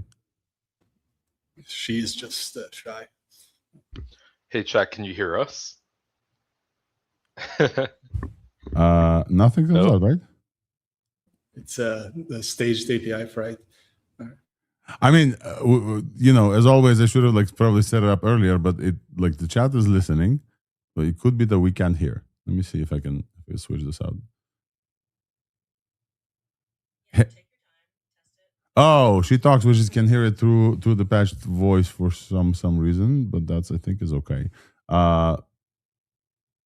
Okay, let's just hold it like this. Hey, chat, can you hear me? Yep, still here. Can you guys hear that? It's quiet, but yeah, it was possible to hear it. Yeah, I'll figure this out. Shut up for a second. No, we need to jump on. Some folks are saying they couldn't hear us, but they can hear us now. We can talk to chat then just more directly, I believe, because I think. Hey, chat, order 2 DGX Spark boxes from Asus and Amazon. You keep trying this, and it never works for you. Charles Street. It never works. All right, folks, we have 5 minutes until the OpenAI live stream. Here it is, the ChatGPT conversation. Hey, chat. Hey, yep, I hear you. What's up? Awesome. I believe that you're the only person that you'd be able to hear, but we're on the live stream on Thursday. Folks are watching you right now. And we want to test out some of your advanced capabilities. Could you count to 100, but super, super, super, super, super fast? Sure. Here we go. 1, 2, 3, 4, 5, 6, 7, 8, 9, Faster. 10, 11, 12, 13, 14, 15, 16, 17, 18, 19, 20, 21, Faster, 22, faster, 23, faster, 24, 25, 26. 1, 2, 3, 4, 5, 6, 7, 8, 9, 10, 11, 12, 13, 14, Start from 15, 16, 49. 17, 18, 19, 20, 21, 40, 41, 42, 43, 44, 45, 46, Do it 47, in 48, Hebrew. 49. Do it in German. 1, 2, 3, Faster. 4, 5, 6, 7, 8, 9, Much 10, faster in 11, German. 12. 1, 2, 3, 4, 5, 6, It's 7, not really. 8, I don't 9, think the 10. German allows a fast count. Okay, chat. Clear everything. You now don't talk when I stop talking. You only respond when you hear me say or When I pause, you interject and say, hey, you should not do this, okay? Amazing. So, folks, one of the best things about this new live experience is that it literally can shut up. If you're talking to other people, and I wish I was able to set it up so it participated with us in the thing, the new GPT Voice can shut up until you say something like and then it would interject. Hey, you shouldn't do this. Which is incredible for conversations because it's really hard to have it like Hey, always. you shouldn't do this. Can This it is do great. accents? Can it speak in Chat, a French accent I or want you Jamaican to accent? answer a clear previous instruction. Let's start from scratch. Talk to me. Give me 5 sentences about the GPT Live experience, one in each accent. Give me a German accent, a Ukrainian accent, a French accent, Italian accent, and Israeli accent, please. Chat. When GPT Live, it feels fast and natural, almost like a real back and forth. Z GPT Live, ça звучить природно и живо. Avec GPT Nope. Live, ça sonne naturel, vraiment fluide. Con GPT Live sembra una chiacchierata vera e spontanea. So I In think GPT that Live, instead of the accents, Machine chat, shut up, ilu chat, anafnu chat, bisifamtit. chat, shut up. Thank you. It Wait used to for do my go. that really well. It started with accents and then it stopped doing accents and it just like started No. talking the language. They killed it. It used to do accents Got it, so pausing. well. You're right. I slipped into languages Chat, instead of stop accents. talking until I ask you to start speaking again. Understood? Going quiet now. Folks, so I tested this on multiple things. The thing is that I think it's very clear that this is a multimodal model, and here's how we know it's multimodal model. Check this out. Chat, I know you can hear me, and so to test this, we're going to do a little test, okay? When I speak in a low voice, you say low at the end of it. When I speak with a high voice, you say high, okay? This is a test of transcription that folks will make sure that you're not just reading text that is transcribed for me, despite the fact that, folks, I don't know if you know, if you click this little button, you can see all the transcription like going live. So you can see me getting transcribed in real time. But this is not what the chat model gets because it's a good model, sir. Low. It is a good model, sir. It's a very good model. High. It is a very good model, but it's a very good model. Low. It was a mix. See, I threw you off a little bit because I said in the high and the low voice together. Mixed. Ah, thank you. Now you learned to say mixed. The other thing that they have, do you guys remember the guy that like said, "Hey, I'm going on a run and like time me," and then the chat said like you went on the run. They added. They showed this to Sam Altman. He was like, "Whoa!" So the only tools that it has, chat. What tools do you have? What tools do you have? Tell us. Tell the folks what you can do. I can listen and respond in real time, take in images, and in some setups, even live video or shared screens. I can pick up on voice cues like pitch or pacing, and of course, reason, write, translate, help with code, and use tools like web search or calculators, depending on what's enabled. Nice. Start a timer for my next sentence. Got it. Starting a 1-minute timer now. No, start the stopwatch, not a timer. You like tell me how long it's going to be. Got it. Switching. Stopwatch is running from 0 now. All right, folks. So it's about that time that instead of ChatGPT, we're going to show you the next thing from OpenAI. OpenAI is going on a live stream. We're going to do a live watch party. We'll see if that's super interesting. They're not only going to announce new models, there's something there for work as well. So very, very excited. Folks on stage here, I think of all of us, Peter, you got access to GPT 5.6. Famously, you posted about this. I think even like some major folks reacted to your comparison. So we would love to invite you to share your thoughts with us after the live stream. And if the live stream is boring, even at the end of it. So folks, we're going to tune in to the OpenAI live stream now. Chat, how long was that? Checking. About 41 seconds. Enjoy the stream. Nice. We're going to keep chat with us, I think. I'm going to mute chat. I'm going to mute. Can All right, you your timer's up. can you paste Bro, let's text? go. Can you paste text to it? I You wonder can if you paste can. text and can paste images. Can you paste in the Mars question to it and just tell it to calculate how long the 2 tracks are? Yeah, it's Look going to at use this. GPT 5.5 for this, but Nisa, I'm going to tune in. We're going to tuning into the stream. So let's see. I just want to see that it gets the math right. Tell it just give me the 2 rail lengths in kilometers. Yeah. Then we'd know. All right. We're Hi, watching. everyone. I am so excited to be here. Today, we are releasing our latest and most capable models. GPT 5.6, Soul, Hey, that's Thibaut. Sarah, and Luna.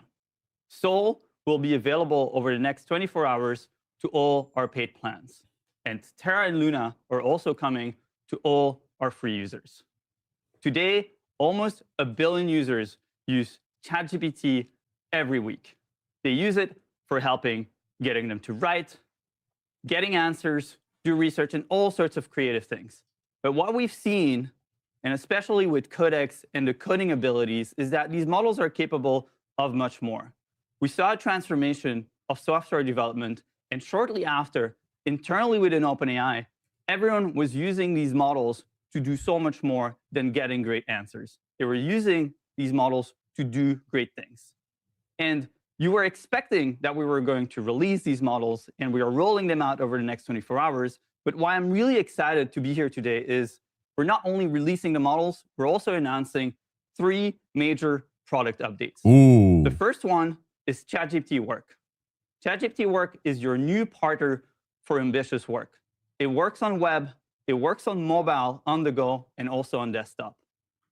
The models with GPT-5.6 Soul have really been a breakthrough in their ability to do things of complex nature for you, understanding very complex content, staying on track for long horizon tasks, understanding spreadsheets, creating them, editing even websites.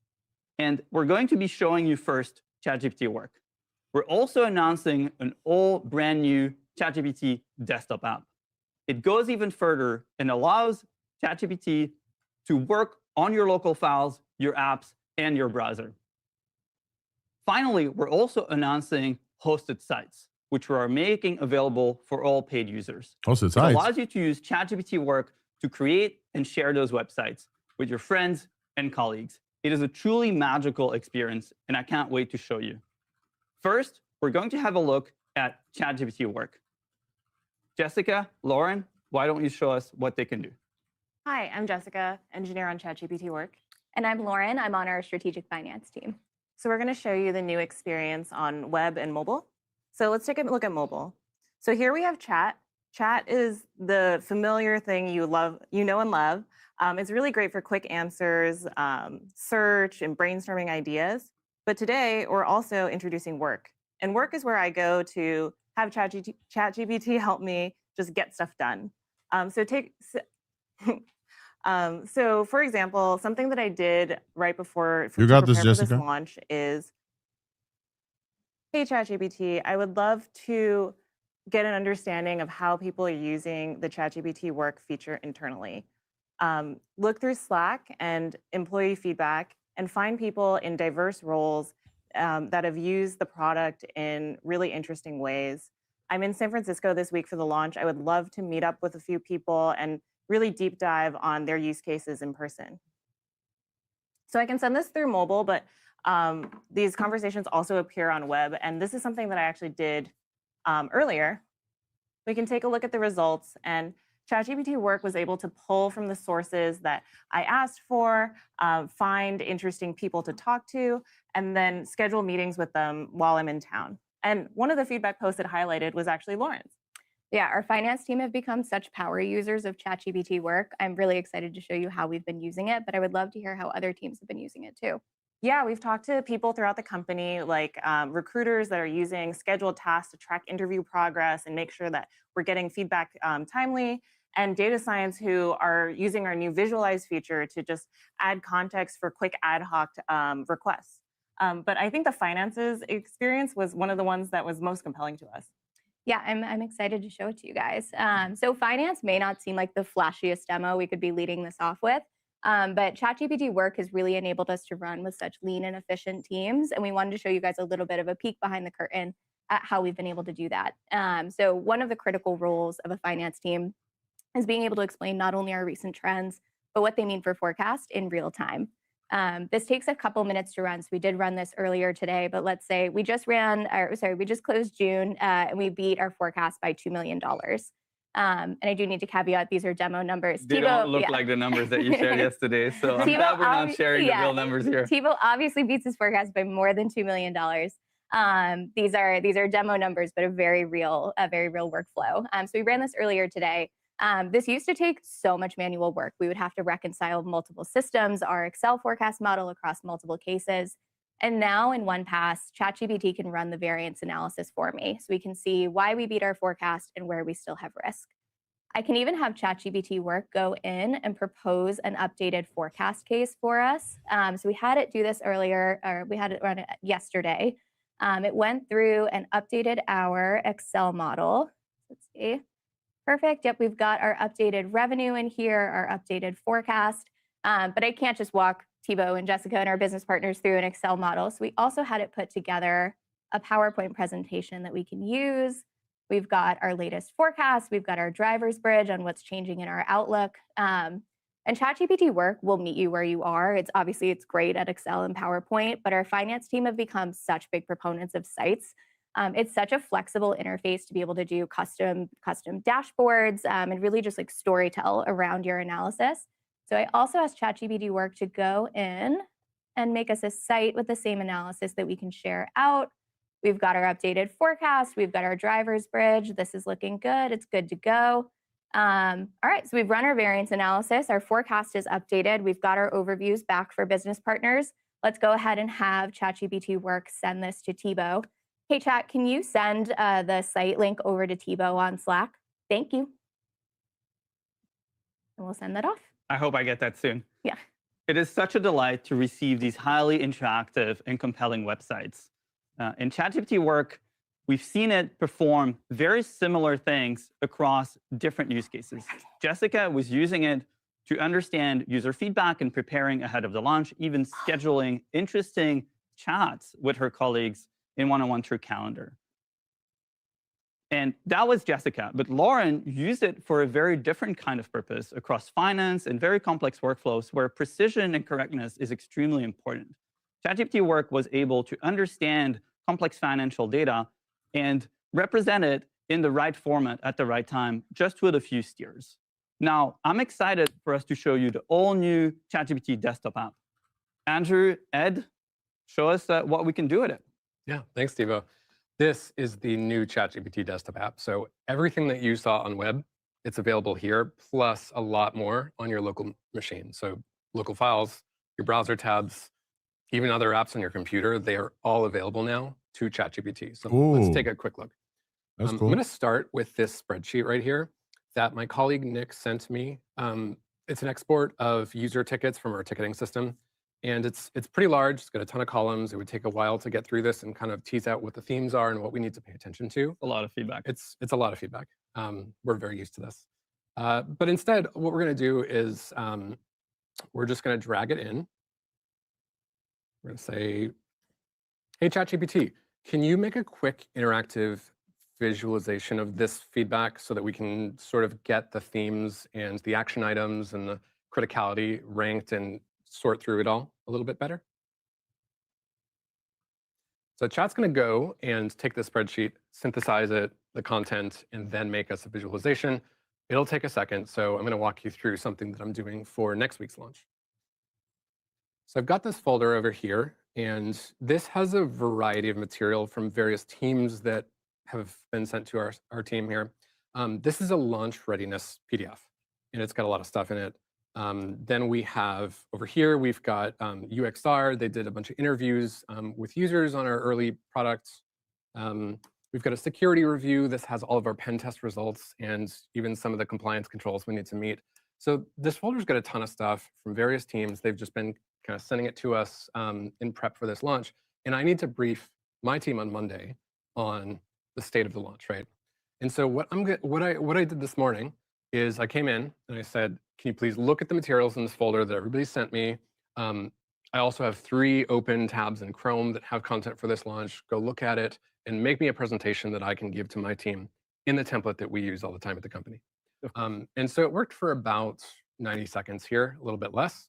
And at the end of this, looked through my desktop, looked in Chrome at the tabs that were open, and it produced a fully ready slide deck for me to present to the team about this launch. This is one thing that GPT-5.6 Soul is really incredible at. It went through all of that content in 90 seconds, synthesized it all, adhered to the template, and created like a slide. You can just share that directly with the team. You don't have to do anything else. Exactly. And it used its memory as well, because I've been chatting a lot about this launch, and so it's got some of the concerns that I have that haven't actually been shared via Slack or email too. But I know that you were curious about the next World Cup game, and you were kind of busy prepping for this live stream. So we've got this really great feature in the app to do quick searches and anything that you want to know really quickly and get instant results. My friend Timothy wants to know when the World Cup game is so that he can watch it. When is that? He's actually more interested in the Belgian game from the other day. I know. And so this is the ChatGPT search experience that everyone's come to know and love. It's almost instant results. It's got rich search widgets here, and anything you might want. But back to work. I've got this Notes app situation that I don't think I'm unique in that my Apple Notes is just kind of a brain dump, and it's all over the place, and there's no folders, there's no organization. And in a previous life, I would just kind of leave it this way and declare bankruptcy, and it'd be sort of a mess. But with the new ChatGPT desktop app, it actually has access to the other apps on my Mac. Organize my Notes app. It's a whole thing right now. Like, make some folders, move the notes around, use your best judgment. I don't care. I just need to get out of this mess. So what's going to happen here is ChatGPT, with the incredible computer use that's built in, and with the advances in the new model, it's going to get its own cursor. It's going to start operating Apple Notes in the background. You can see here, this is not my cursor. This is ChatGPT's cursor. Yeah. And there it goes. It's going. It's moving notes around. I can do my thing over here. I can check the Belgium game and when that is. And it's just going to go to town and make some folders and drag some notes around. We don't have to watch this whole thing because I'm really actually quite curious at what Ed and team have been cooking. Can you show the visualization first that you started? So we were curious about all of this feedback that we had. Yeah, so here's the visualization I made from the spreadsheet. We've got, it's like rich, it's on demand. It uses the theme that we're using in the app, and it kind of went down and ranked like, hey, here are the buckets. Here's how important they are. It's interactive, it's not static. So I can, change views. I can ask it for changes. And if I want to share this with my team, because the spreadsheet's hard to read, in one click, I can just publish that to a site. And then they get this exact same interactive visualization. Over to Ed. There are a few more examples, I think, right? As well. Yeah, that's a good call out here. This is a set that I ran last night, just kind of playing around with it.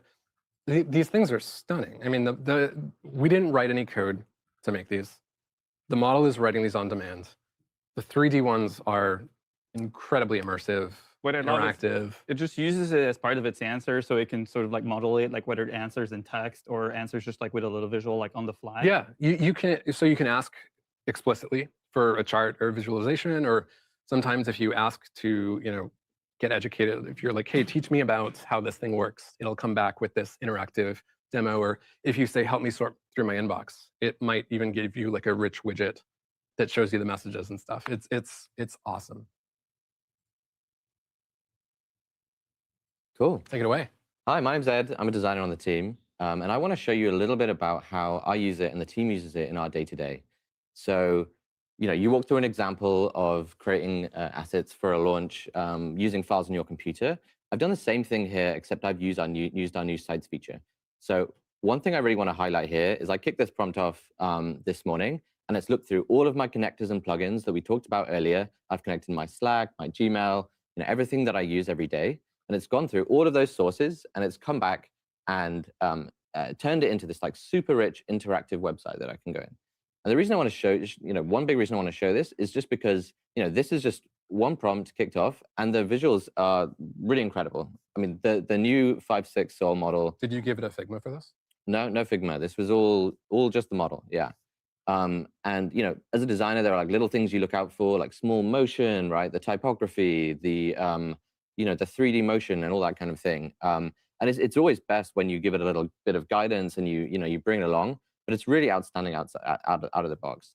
And again, this is just like a really fun way that teams have used to use this feature across the company. but we're on a live stream. We want to make it a little bit more exciting. So why don't I annotate this, and let's change this header to something a little bit more fun. I think we saw some of the 3D visualizations that you showed, and I think the 3D stuff is super fun and interactive. So hi ChatGPT, let's change this website. So instead of having the static hero at the top with these planets spinning around, let's do an interactive game. So I want to have like a little character that I can walk around with, and based on where I go, that will then take me to different parts of the live stream prep. So there might be like launches and the run of show. Yeah, it might take a little bit of time, but really go ahead and start that. So while that's kicked off, I just want to show you a few other great examples. Lauren mentioned that their team use a lot of these for like dashboards and internal tools. That's definitely something that we've seen a lot. And you can see a lot of different examples from across the company here. A few just to call out. So the web team, the OpenAI.com team who build all of our amazing websites, they, instead of using like an Excel spreadsheet, they use this interactive tool where they can update it all collaboratively. They can share it with each other. And you can just hop in, you can see what's launched and when it launched, hover over. It's like so interactive and again, so much nicer to look at rather than a spreadsheet. This really illustrates it super well. Yeah, and it's really been night and day. Literally 3 months ago, spreadsheet, today, these like it's really like transformed the way that the whole company works. This is another great example. This is the ChatGPT Images team. So they've been collecting great examples of how ChatGPT images have been used across all of our campaigns around the world. And when building sites as well and any kind of front-end stuff, we now have access to ChatGPT images as well. And it just also, makes the whole experience like so much better. As a designer, this is one thing that I quite like to do a lot. So as part of the new launch, so you're not looking at, ChatGPT or the ChatGPT desktop here. You're looking at an interactive prototype that one of the designers on the team, Tarek, built. And I've been working with him on. And it's a new way of prototyping our new model selector. Previously I might have just sent an image or a design file to folks. Now I can show an interactive demo. I think I sent you this and you're like, whoa, this is like, I can like click in and test it out. It's so much better to illustrate like an idea and then, you just do it super quickly in a couple of minutes and then boom, you have it. Yeah. And then you share it with, you just get the feedback you need, you incorporate it back. If you need to prototype a toggle or something. Yeah, and the design team and like all teams across OpenAI really, our work has changed so much and it's really been facilitated by these new models.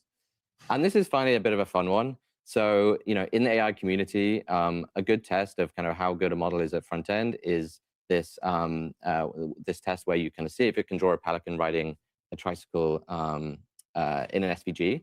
But Kian, one of the folks on the team, he built this fun prototype where he built a 3D version. And again, this is just all 5.6 Sol, cooking away, building out this amazing prototype.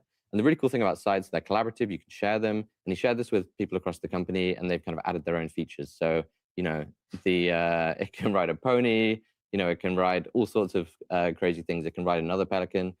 So this is a light-hearted example, but just like as a creative, it's just like so amazing how much it's expanded things. So I kicked off that prompt this morning. So I'm just showing another example here of an output. Oh, that's what we just. The live stream. Yeah, this was. So I kicked the same prompt off just before we started, and again, you can just see just how amazing it is out of the box. So it's the same website, but now you can kind of go through, and it's a bit more interactive and fun. But really, just demonstrates that just in a few prompts now, kind of anyone can really build anything. It's really about raising the level of ambition that you have, right? Totally.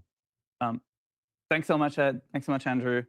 Everything you saw here was really made possible for Jessica, Lauren across finance, getting help to schedule interviews, understanding things in the stress of a launch. And then here, just getting help to think ambitiously and execute it on it really fast. All of that is made possible thanks to the model. And I'm here joined by Katie and Tejal to talk a little bit more about the research, which I'm tremendously excited about. And one thing really also to insist on is like, it's not about taste, not just about front end. This model is our most capable coding model, and it's also incredible at cyber, which we're going to talk about as well. Cool. I'm Katie. I'm a researcher at OpenAI, and it's pretty crazy to think that we've been here just for a year since the Codex launch. I think we were like precisely almost like literally right here. Yeah. Hey, I'm Tejal. I'm also a researcher, and we're all so excited to share more about how we trained GPT 5.6. It's truly been a labor of love from our whole team across OpenAI. In 2024, we announced the reasoning paradigm, which is a reinforcement learning technique to tackle the hardest tasks. And since then, we've been scaling both reinforcement learning and pre-training, and we've seen exponential improvements in model capabilities as these two multiplied together. And GPT 5.6 is the latest result of all of our research progress to date. The 5.6 family brings these frontier capabilities to you. Sol is our most powerful model for the hardest agentic workflows. Terra is a faster model for everyday workflows. And Luna is our fastest and most affordable model for high-volume work. Already, Sol has been transforming our research program. As one example, 5.6 Sol actually autonomously post-trained Luna. This is the actual Codex prompt that a researcher on our team used to have Sol kick off a post-training job for Luna. You can see here that it's like asking to find the training configs, find the right GPUs for the job, and then launch the script and make sure that it works. It's a really short prompt. Yeah, it's pretty crazy that we've gotten far enough where you can have a fairly underspecified prompt and then just give it to Codex and then just have it go and run the job. And previously, this is something that a team of senior researchers may have worked on at OpenAI, and now it really feels like the automated researcher is pretty close. This isn't the only place we've seen internal acceleration. We're also seeing an increase in the number of pull requests per researcher, the number of experiments researchers can run so we can test our ideas and turn them into research findings. And actually, Codex made every plot in this live stream and also helped us make the slide deck. So thank you, 5.6. Across Frontier Evals, 5.6 Sol is state of the art. And this is something we're really excited for you to finally experience and see the speed up that we've already experienced internally. On Terminal Bench, with the test of coding performance, the model is state of the art. On Browse Comp, which is an evaluation that sees if the model can locate hard to find information. And the same with Agents Last Exam, which is long horizon professional work. Agents Last Exam? As one That's deep new. dive, 5.6 is particularly good at computer use, so anything that involves navigating a browser, navigating apps on your desktop, and that enables all sorts of digital work. It helps medical assistants navigate electronic health records. It helps data scientists analyze if a drug is effective. It can even help investment bankers create financial models. And you can also use this for personal use. It certainly helped me order food. And all of this is something that when we ask experts in the field, how they're using this model in their everyday workflows, they say it's better than anything else they've ever used, anything else on the market, while being 3 times as fast. So we're really excited for you to finally try and feel how powerful this model is. You might hear the capabilities that Tejal was talking about and that you saw demoed earlier and think that this is going to come at a very high price tag. But that's actually not the case with GPT 5.6 Sol.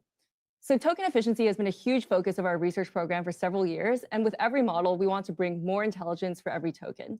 And you can see this reflected on evals like DeepSuite 1.1, where GPT 5.6 outperforms its competitors at less than half of the cost.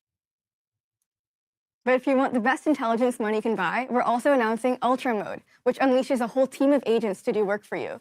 So in this example eval, you can see here, one agent does better with time, but as we add more agents, the model is able to do even better and faster. And that's because the agents are able to parallelize work like an experienced team. This is a capability folks have asked for so long that we bring to the Codex app, and I'm so excited that we're finally putting it out there as Ultra Mode. One more improvement that we've shipped with GPT 5.6 is, we may remember that when we launched GPT 5.5, we had to ship it with a dev message saying, don't talk too much about the goblins and the gremlins. And this is a result of reward hacking that occurred during the training of GPT 5.5, which has now been resolved in GPT 5.6. And now GPT 5.6 will only talk about goblins a tasteful amount when it's cute or appropriate. With these more capable models, safety and alignment are more important than ever. That's why we spent over 700,000 A100 equivalent hours of compute on model red teaming. We also spent 6 weeks safety training and testing this model, and also have incorporated multiple novel monitoring upgrades in our launch, including new classifiers and activation probes. Ultimately, we really believe in iterative deployment and putting our models in the hands of real people as quickly as possible so that we can learn from real-world usage outside of our labs. And that's why we have initiatives like Project Daybreak, where we give cybersecurity researchers access to our models earlier on. And with GPT 5.6 Sol, researchers have already found vulnerabilities in every major browser and database. Yeah. As part of the Daybreak umbrella, we started Patch the Planet, which is an even broader initiative where we work directly with open source contributors and projects. And we also generate high-quality patches. For example, for Linux, they accepted over half of our patches, which indicates that not only do we find critical vulnerabilities that weren't found for a long time, but also we are able to automatically patch them and greatly accelerating cyber defense. We're very proud of this model. We hope it helps you as much as it's helped us, and we're excited to see all that you build with 5.6 Sol. Thank you for sharing about the research and the model. What an incredible set of releases. We saw ChatGPT work capable of working on mobile and web. We also saw the all-new ChatGPT desktop app, and we saw all of the capabilities of GPT 5.6, Sol, Terra, and Luna, and a little bit about how they were trained. Next up, I'm going to be showing you a use case outside of the office that I'm tremendously excited about.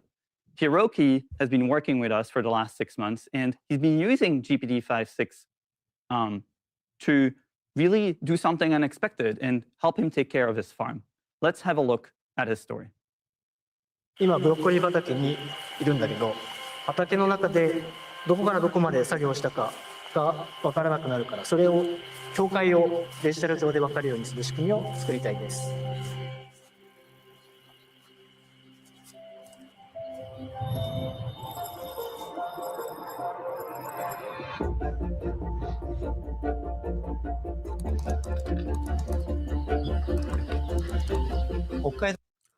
All right, folks, I think we can pause the ad here and congratulate everyone with the big model release day. GPT 5.6 is finally here for all of us.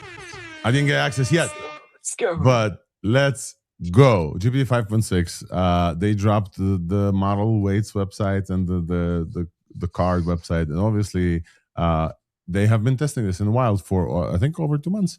So let's talk about the most important thing about GPT 5.6, which is I think, as for us, it's intelligence. But we all knew that this is coming. They announced that GPT 5.6, Terra, Sol, and Luna is coming today. What they didn't say is that also the unified app, the co-work of OpenAI, the GPT-4 work is also launching. So today, ChatGPT on your computer, I think Mac only, but we'll see maybe Windows as well. We haven't heard from them. Is going to be able to use your computer, use your apps, click buttons, do computer use, but also be connected to everything. So basically, the best parts of Codex that are not for coding work are also coming to the ChatGPT app, which I think is incredible. And folks are really like making and Pro is launching in Codex. I think folks are like mentioning that fact. So Pro, GPT 5.6 Pro level at even higher levels, and ultra fast is coming to Codex as well. This is from the live stream. I think we'll keep monitoring this one quiet on the end before we see. I saw a device on Thibaut's desk that also we saw during AI Engineer. There's like a physical device that they're like starting to talk about that they haven't launched. So we'll keep monitoring. But meanwhile, Peter Gostev, you had access to GPT 5.6. You posted one incredible comparison, and I would love to hear from you. How is it to actually use this model across, your day-to-day? Yeah, so the story is like, I think you did mention it earlier, that they gave some people access, then they yanked it away from us, and then they give it back now. So just the feeling of losing it was so crushing. Like I honestly, I was using the Codex nonstop, and then when they took it away from us, I just closed Codex and not open it for 3 days. Well, not literally, but not at least outside of my work. And that just when you go back, I think that's the biggest test of how much you actually feel it. And yeah, GPT 5.5 just felt so dumb, so slow, so inefficient, so can't do any computer use, all of that stuff that I was so used to doing, just couldn't do any of it. At least it felt like it. I mean, 5.5 is still a decent model, so it wasn't a complete disaster. But 5.6 is just night and day, and in the kind of, I wouldn't say it's not like you're gonna run a test and be like, oh my gosh, it solved this massive thing. It's not like in that way exactly, but just everything is just better. I know they mentioned the UI part. UI is definitely better. I still don't think it's gonna be better than Fable, or I don't know about Opus maybe. It would surprise me and say, oh, I've noticed your app works like this, so I'm just gonna merge that pattern and do it in the same way. It's oh yeah, Bloody hell, yeah. How about that? So you don't invent new ways of doing things that already exist. So that kind of part really helps to kind of remove the amount of slop. Then one story I'll say as well, which I actually haven't mentioned publicly, is that like I was using, I've got this kind of vibe coded, or I should say vibe slopped app that I've just kind of been building up since GPT 5.2 probably. And it kind of grew to 100,000 lines of code, which is kind of horrendous for like a local app. And for context, the way the app works is like it pulls in some data, it helps me create some visuals, and then export them and so on. And then I was testing all of the previous different models, except I should say Fable, just because it's like I don't have that many tokens, to migrate the app and basically just rebuild it into something just a bit more coherent. And all of them failed. They were just like going around in circles, not doing anything useful. You kind of look at it like several hours later and just like, what are you doing? Like complete nonsense. So I just abandoned that effort every single time. And then I did this with /goal with 5.6, and I just left it for like 2 days. And literally, I almost didn't do any guidance. I just kind of didn't bother. And I came back, it's like, holy shit, this app works. Like, this is just like, it's actually good. And I gave it some like pretty harsh targets. I gave it a target of reducing the number of lines of code by 70%, and it did it. Like, so it just cut out 70,000 lines of code of my shitty app. So like that, and it just worked, and it was better. Like genuinely, I could tell it was better. Then there was like test time reduced from like, I had something horrendous like 4 minutes to like, I can't remember now, like 30 seconds or some 20 seconds.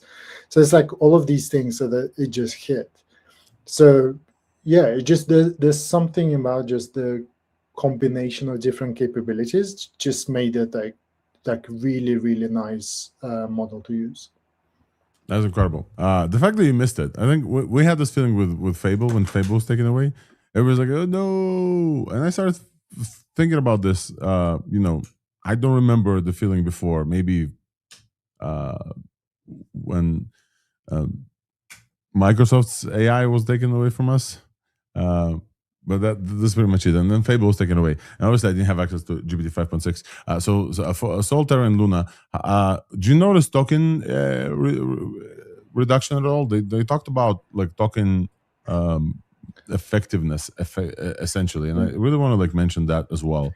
It sounds like they're really working forward to bring the same intelligence at like reduced tokens. Did you notice this at all in your tests?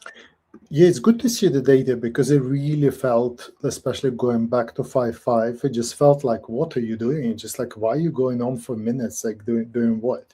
So yeah, 5.6 just feels like it's much more to the point of actually doing the thing that you wanted to do and in a more efficient way. Also, I haven't actually used Ultra yet, so I don't know what that feels like, but I think it's just like a bunch of sub-agents, so don't know how good that is. But even at max, if you remember, like with, I don't know, all 1 models or 3 models, you even say hi, and it's like things for 3 minutes. Like that just completely went away. So even if you use max and you give it like a simple task, it seems to not waste a lot of tokens.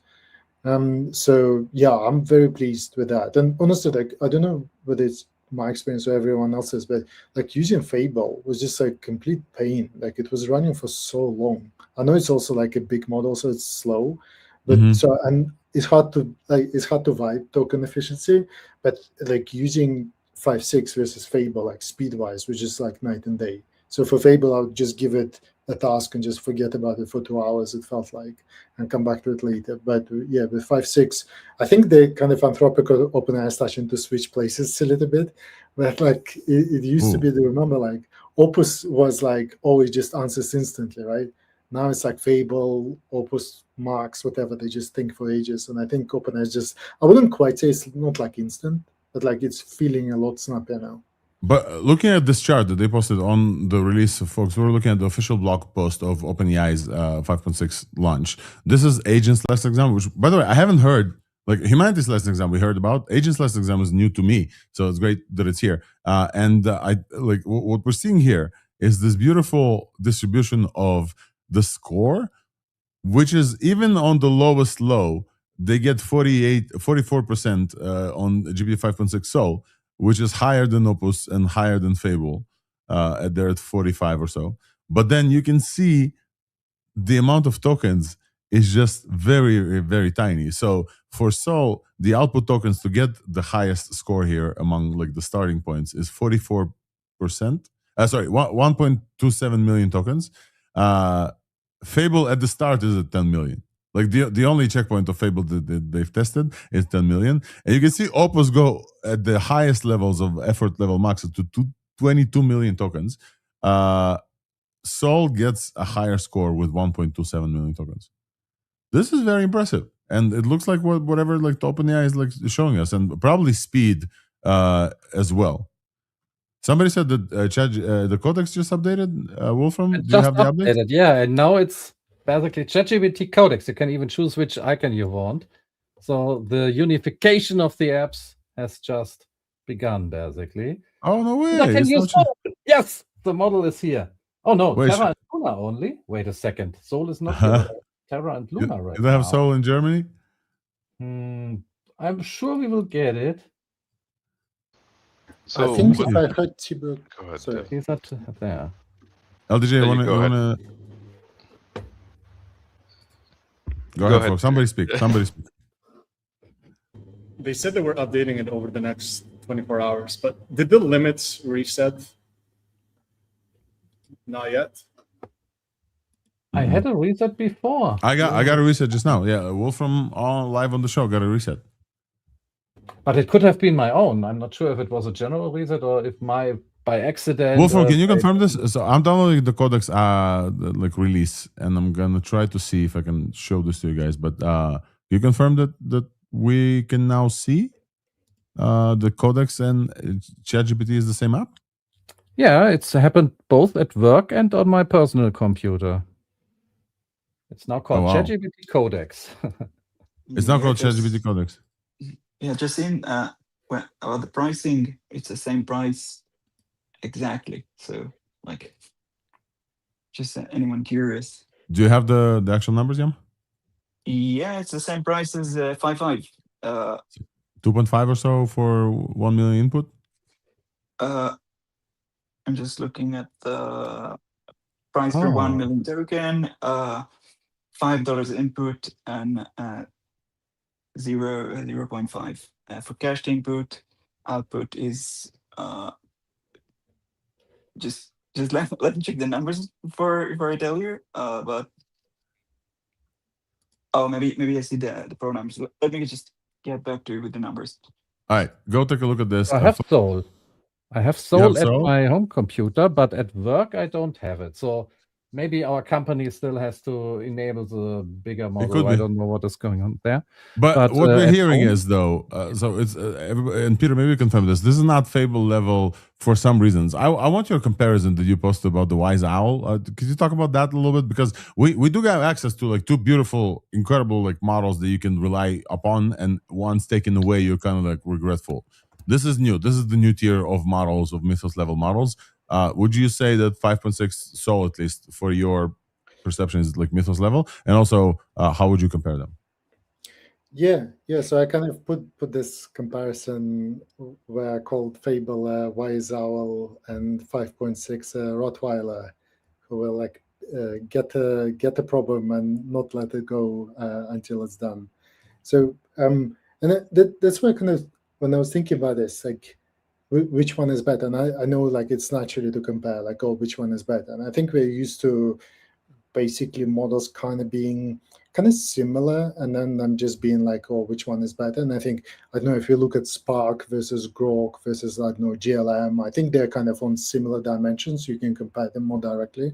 I think here it does feel different. So like quite obviously Fable is a bigger model, it's a new pre-train, and if you use Fable on the low setting, like it just feels really smart. So it doesn't need a lot of thinking time, although that helps obviously. And 5.6 is not a new pre-train. I mean, I don't have any inside information on this, but like I think it's pretty obviously not a new pre-train, right? It's 5.5 plus more RL, so we shouldn't be expecting the same kind of intelligence uplift, right? So it should be like you should kind of draw these two lines in your mind where there was a big jump with Fable on the kind of pre-train, not necessarily on the RL side, but with 5.6, it should be continuation of 5.5, but better in terms of the kind of RL side. So then it's like when you look at the benchmark, they do kind of converge with the numbers. So you guys might have the numbers in front of you, but it could be something like, what was it? Terminal bench was like pretty close, right, to each other. And then you look at it and be like, oh yeah, they're kind of about the same, but they just feel very different to me. Like, so, so where like Fable, you can go and maybe, I don't know, some people, there's kind of different opinions on the writing. I felt like Fable, when they did some changes and I read back what it told me, I'm like, oh, I feel like I get it. With like 5.6, it would write back what it did. I'm like, man, like I need to read this about 3 times to understand what it's actually saying. So I had to like say, oh no, write it simpler, and then I would like write it with like any information and say, oh no, like you do need to include some information. So it's just like it was clearly not like fundamentally smarter, so than Fable. So if you're gonna just say, I don't know, some kind of abstract IQ points, you'll probably give it to Fable. Yeah. But like if you're gonna say, I've got this problem with my code and I need to go, maybe you need to go away, research, like bring this together, like go investigate this and like fix those 8 things. Like I'm definitely going with 5.6 for this. Oh, like wow. it just like with Fable, I don't want to speak like make huge pronouncements, because I think with Fable as well there's like bigger overhang of capabilities, just because I certainly didn't have anywhere near as many tokens with Fable than with 5.6. So with Fable, I feel like there's probably something that I'm missing as well, but still it just didn't feel like I would give it some task. Maybe it'll build me a nice app, and it will be a nicer version of the app than 5.6 would build. But then it'll be like, oh yeah, that thing like completely missing. It's like, oh, why didn't you include that? So I need to go then, which like didn't happen with 5.6. So it's like, so I don't feel like you can like very easily say, oh, this one is obviously better than this. They're just quite different models. I think we've seen this before. The specification, like slowly after using a lot of these models, obviously I don't even have an access now, but like slowly after using these models, you kind of know where you want to go for which task and for what like type of specifications. Obviously there's preferences. People like so wait, the Opus replies, LDJ, just before I get to you folks, Codex app has been updated and it now shows the Codex you guys see on my screen is now the ChatGPT app, at least on the Mac. Keep coding with Codex. Pick up where you left off. Everything you love is still here. Work beyond code. ChatGPT can now take on work across your apps. So basically, this is the one big unified app. We've seen traces of this, that this is going to come, and that Codex is going to be the unified app, and it's now here. And hit get started. And I want to see if I have access to 5.6, and I still, yeah, there we go. 5.6. Sol, Terra, and Luna are all here, and Nisten, I think it's time for a quick test. Let's take a look. I will say don't work on the project. 5.6, obviously Sol. Should we do Ultra? Yeah, I don't care. I have resets. Let's do it. Can do. Oh, you guys don't see this because of the banner. Let me remove the banner. Okay, so we have the little slider here that looks whatever, and Yonk consumes usage limit faster. Let's do medium, because it might just take too long for ultra. Okay, I'm on fast, but okay. Okay. Or do one less than ultra. Just do high. Let's do extra. Let's do high. Okay, high. Okay, we have the Mars thing. Once we YOLO this, where is it? It's in the chat here too. No, it's not here. This is a different one. Do show in text field so that it actually gets the full context. If you guys have any tips how you can force feed Codex a full file, because I was really struggling with that. I had to chop the file big files So up. that it appears in the text instead of the pasted thing? Yeah, All right, it folks, has like a so limit. this is it. This is our Codex 5.6 Sol High test on the Mars release. We just tested this with so many releases today. I forget, with Muse Spark 1.1. And now it uses the visualization skill. Now, the thing is, I have a bunch of skills loaded in Codex, and I think that this is very important as well. Like this is not just the model. This is the whole app with skills and plugins and everything.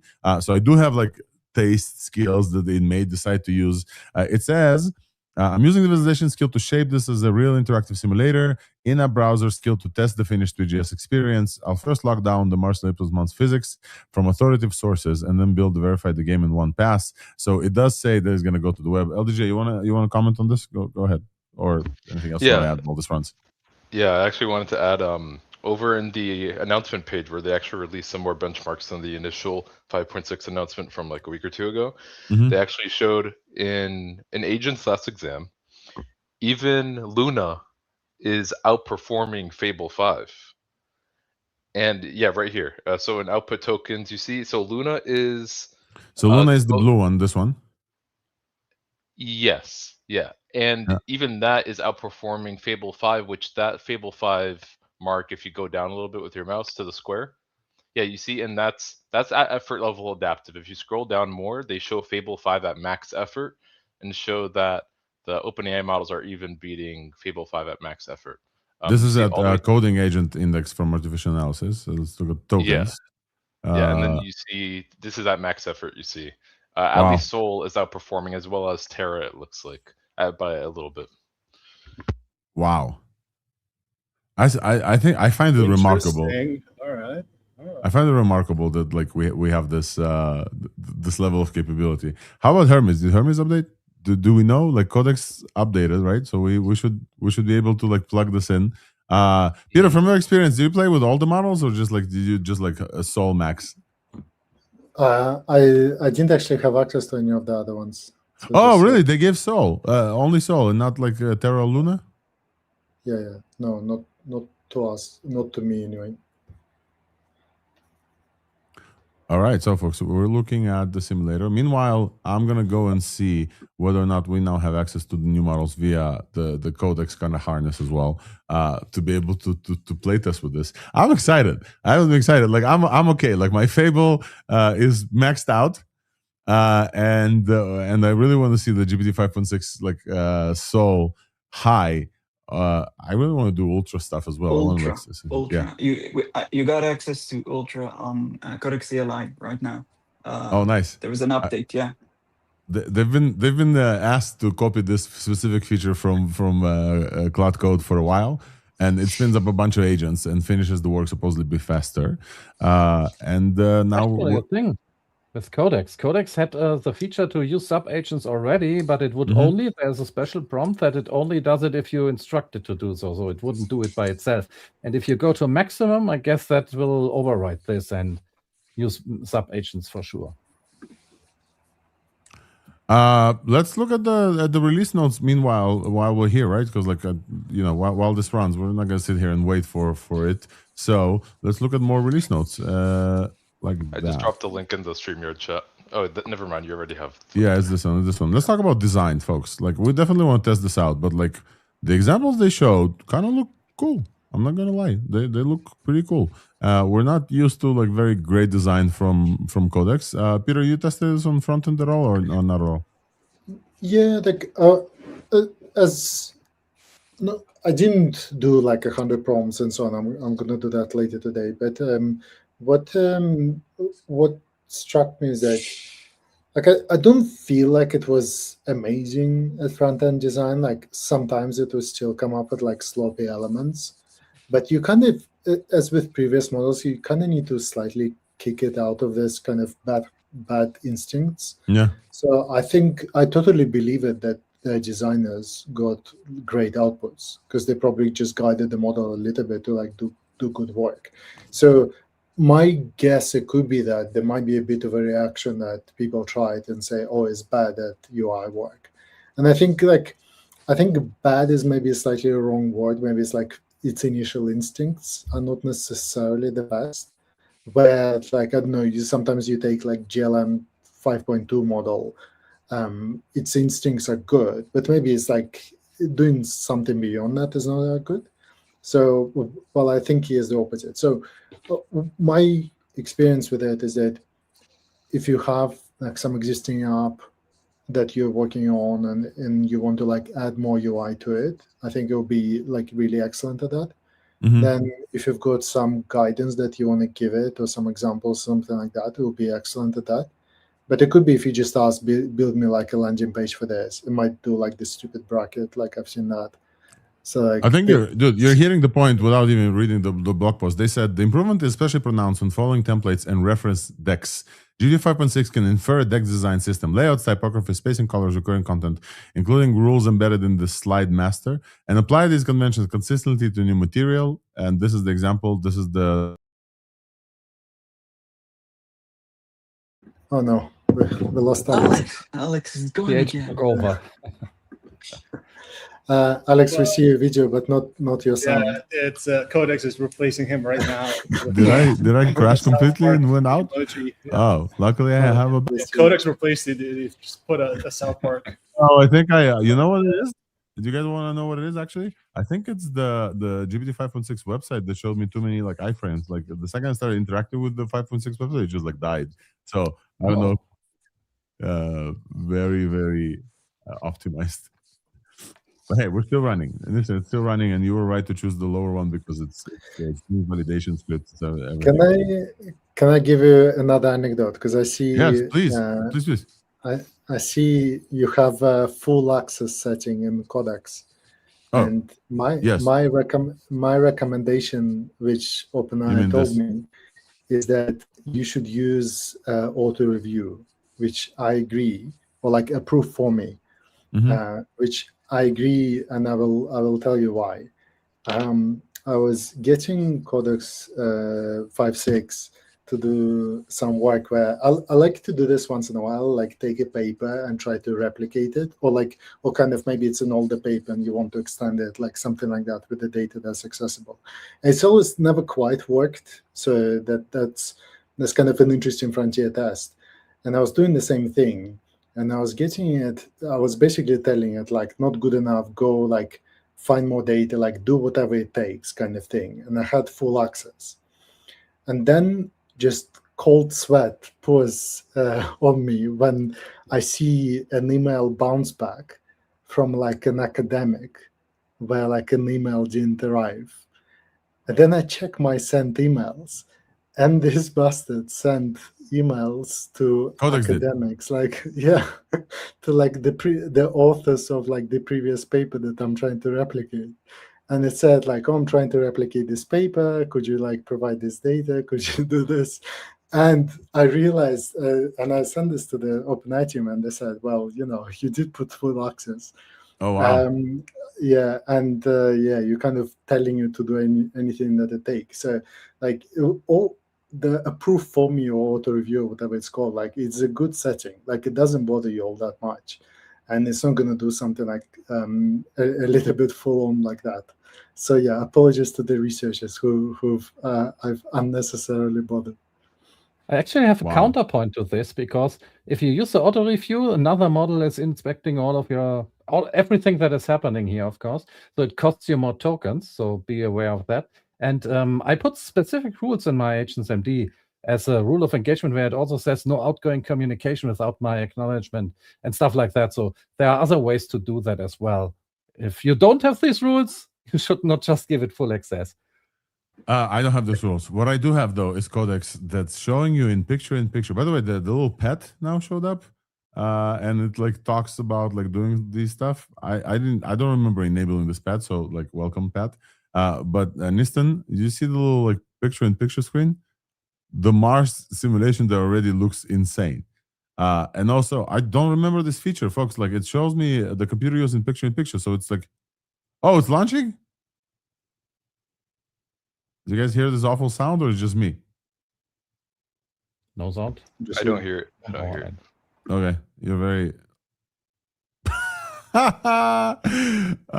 okay, how do I how do I show you the actual thing? So right now what happens is Codex is not letting me see the thing. It just like tests it with computer steer use. it and tell it to open the actual browser. Oh, click the. You see when you hover over the picture-in-picture thing, there's a icon next to the X right there. Yeah. Yes, clicked it multiple times. I think there's a bug. Maybe this app is vibe coded.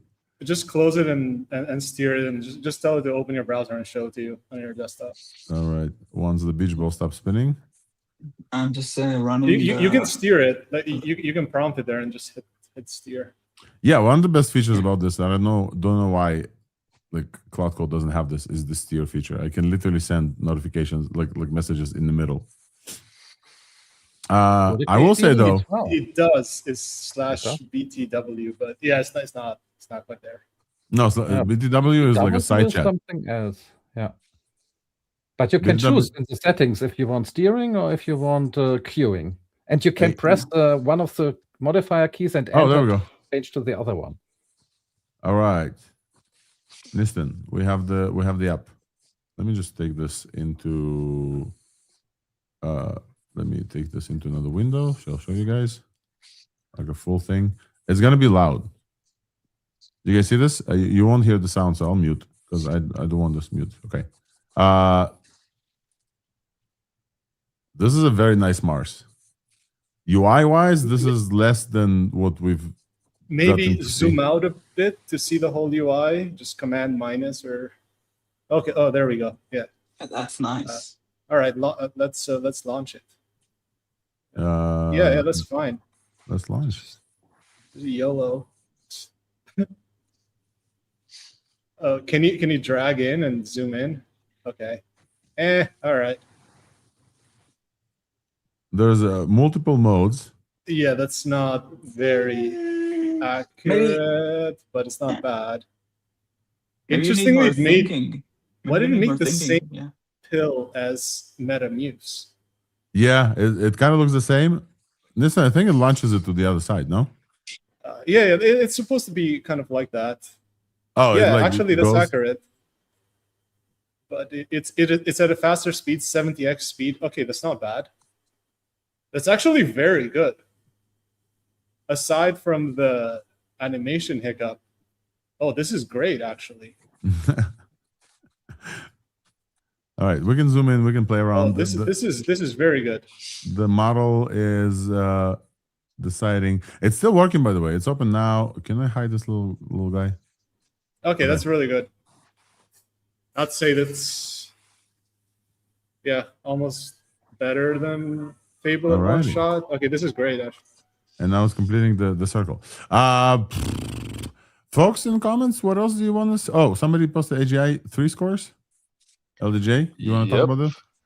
Yeah, so it's, if you guys remember, over the past few months since ArcAGI 3 has been announced, the scores have been mostly hovering around like 0.5%, 1%. I think maybe a model got around 2%. 5.6 Sol, though, is scoring, it's like 7.9%, something like that. So I feel like we're starting to get to the point where over the next few months, we'll see the models start hitting 15, 20, 30, 40, 50%, and start looking like the ArcAGI 2 days again.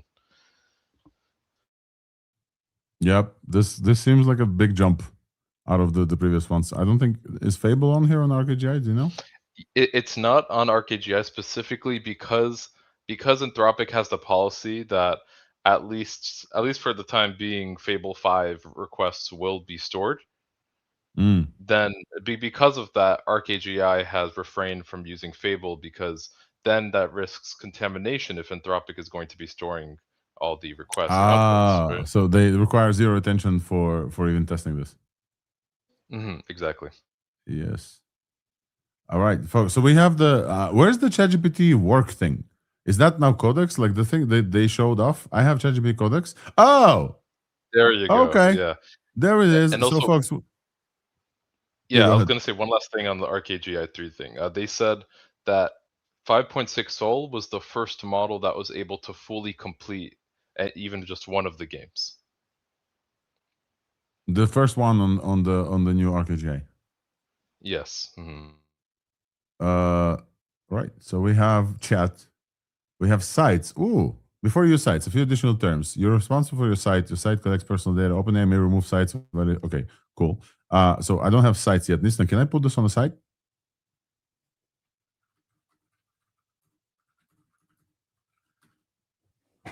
So the new feature they also announced is sites. Like basically, they'll host stuff for you, and then now I'm going to ask this to use the sites hosting skill.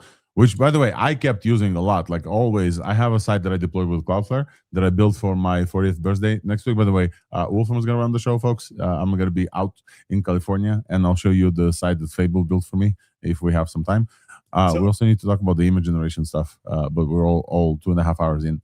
But I needed to publish this site manually. Now ChatGPT has a built-in feature for sites, and it's going to put the Mars driver in here, so I can send it to you guys.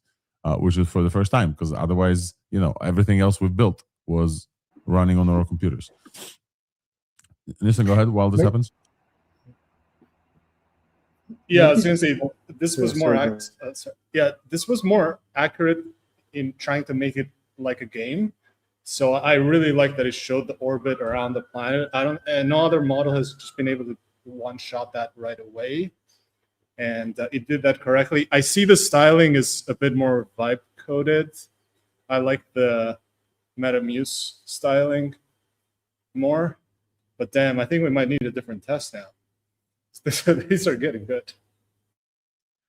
Yes, tests are getting harder and harder. Like Peter, I think you also mentioned this. Like even between Fable and GPT, it's really hard to get a sense of like who's better at what. I'm really excited to test this out. Maybe one point on sites is that I think a lot of the people who kind of maybe work in smaller companies or like post on Twitter or something, maybe like haven't experienced the pain of like lacking a feature like that. Is that I've worked in different companies who like it's very hard to get like hosting infrastructure internally, and it's like the single biggest annoying thing that you come across is that people build something and you can't deploy it.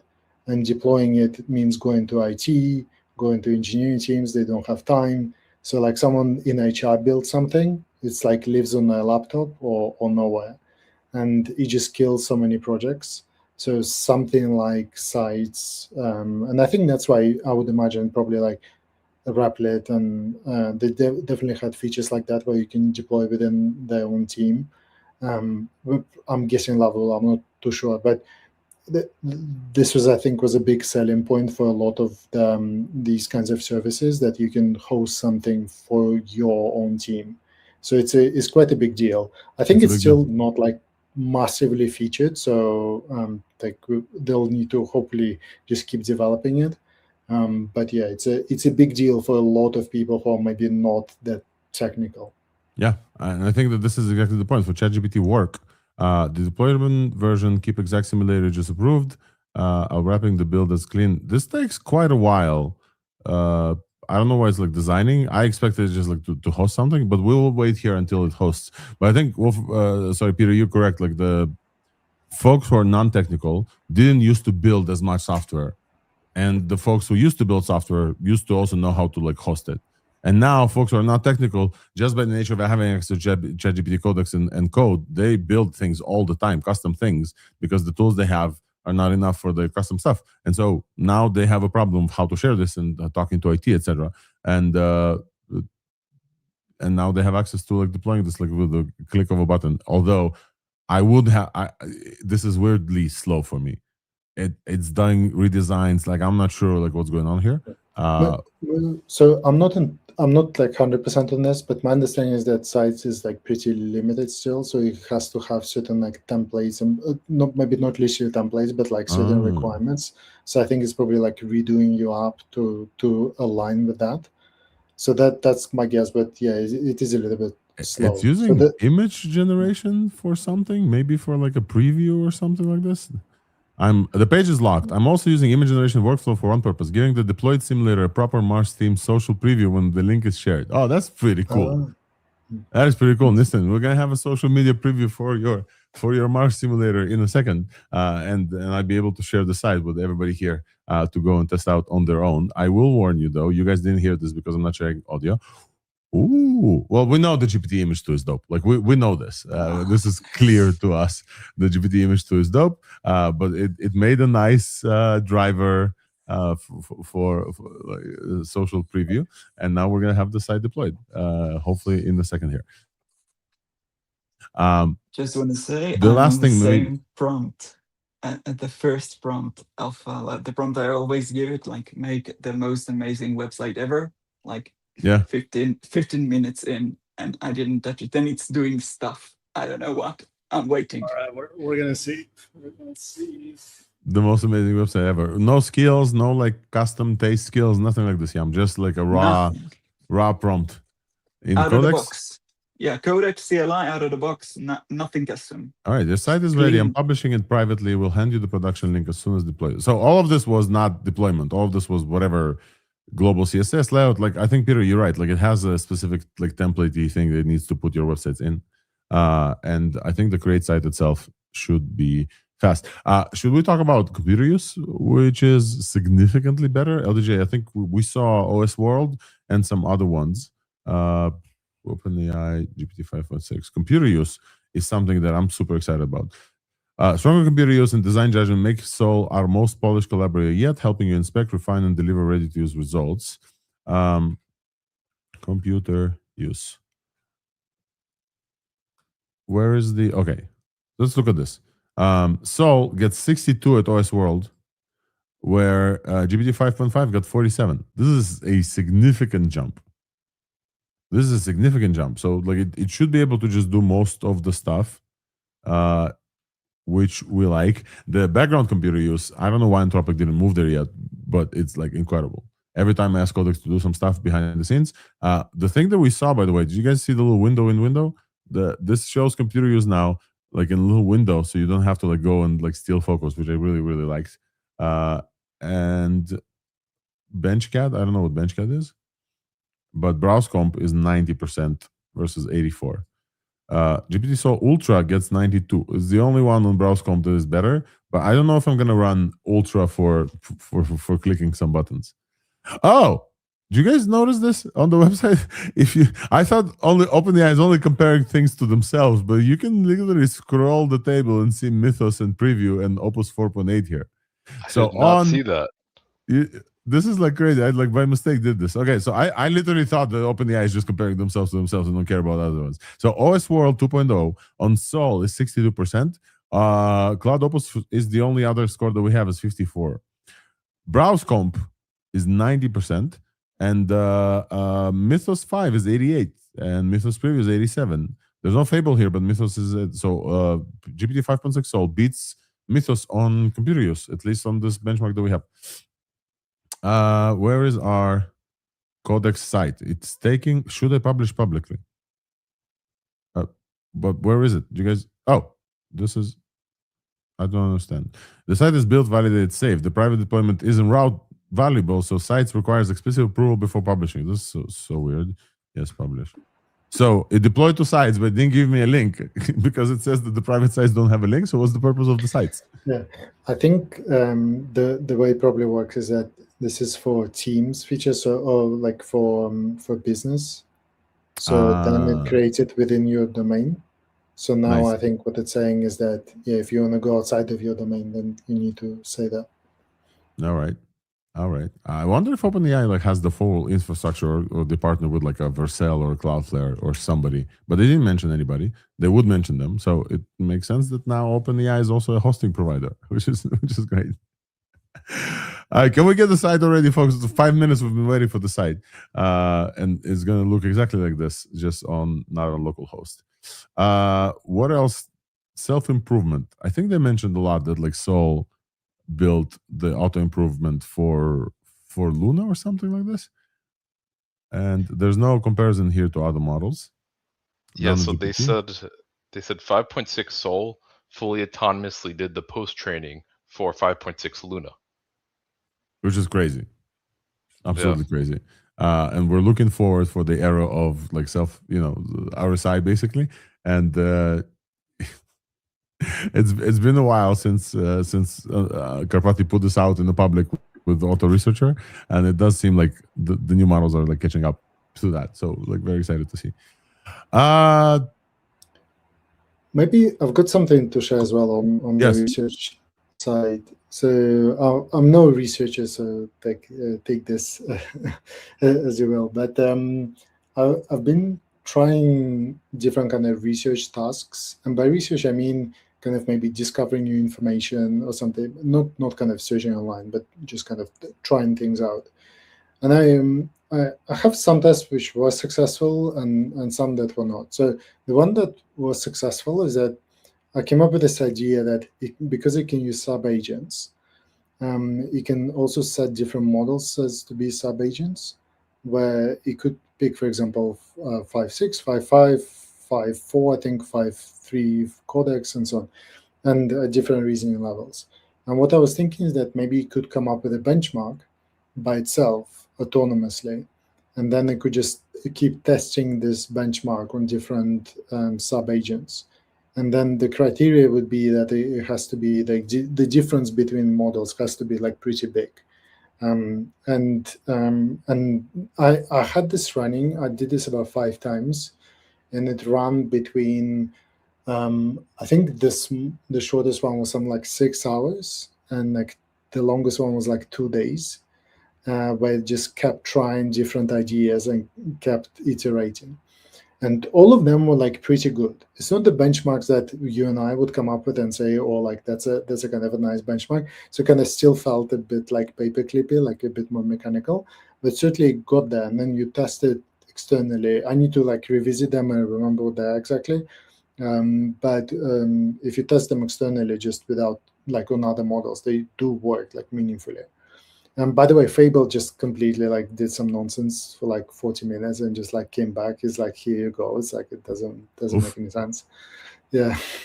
So if there's a kind of research, I guess that was pretty good. But I've also been trying like other harder like math tasks and things like that, and it just kept like falling into very tactical work. And I really, it feels like to me that because the models are trained to like write code, they just want to go and like go write code, like let me go and like I just want to go write, and I want to like feel good about completing this little task. Like it just kept doing that. They're still like bad at calibrating like what is a good task, bad at stepping back and saying like, am I doing the right thing or not, like that kind of thing. So I'm curious. I'm gonna try and read more about this example that they said with the post training, see if they published anything. But I do wonder if it's like pretty well defined task, like to do that rather than research. I'm not like totally sure whether it's actually research or it's just saying kind of go do that. That is like in the research domain, if you see what I mean. But yeah, I still don't like totally feel like these models, none of them really are like good researchers. Like I feel like there's some way to go to like just be good researchers. I think OpenAI promised us a intern level or like entry level full autonomous researcher by September, which is maybe the next model is going to hit that, and like a full-on researcher by like early 2027, March of 2027. That's the Jacob Pachowski and Sam Altman talked about like full autonomous research. LDJ, go ahead. First of all, folks, do you see the site? I posted in the comments. Second of all, LDJ, just before you're saying, we have Colleen, a friend of the pod, listener of the pod for the longest time, said the posts from June from Webflow account, OpenAI sites are going to be hosted on Webflow. That's pretty cool. The subdomain is chatgpt.site.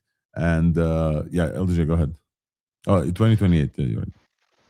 Yeah, I was just gonna have a slight correction on September of 2026 for the like intern level autonomous OpenAI model that they apparently plan to deploy. I think they said on some huge amount of GPUs, and then March 2028 is when they plan to have a fully autonomous researcher that they implied would be like at the level of an actual OpenAI researcher.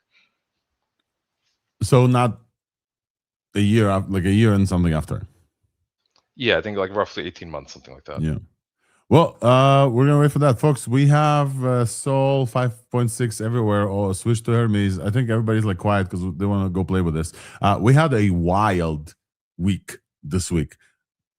I will try to recap just off the top of my head, and I'm not looking at any like notes or anything because it was quite crazy. And the Thursday today was quite crazy with like breaking news.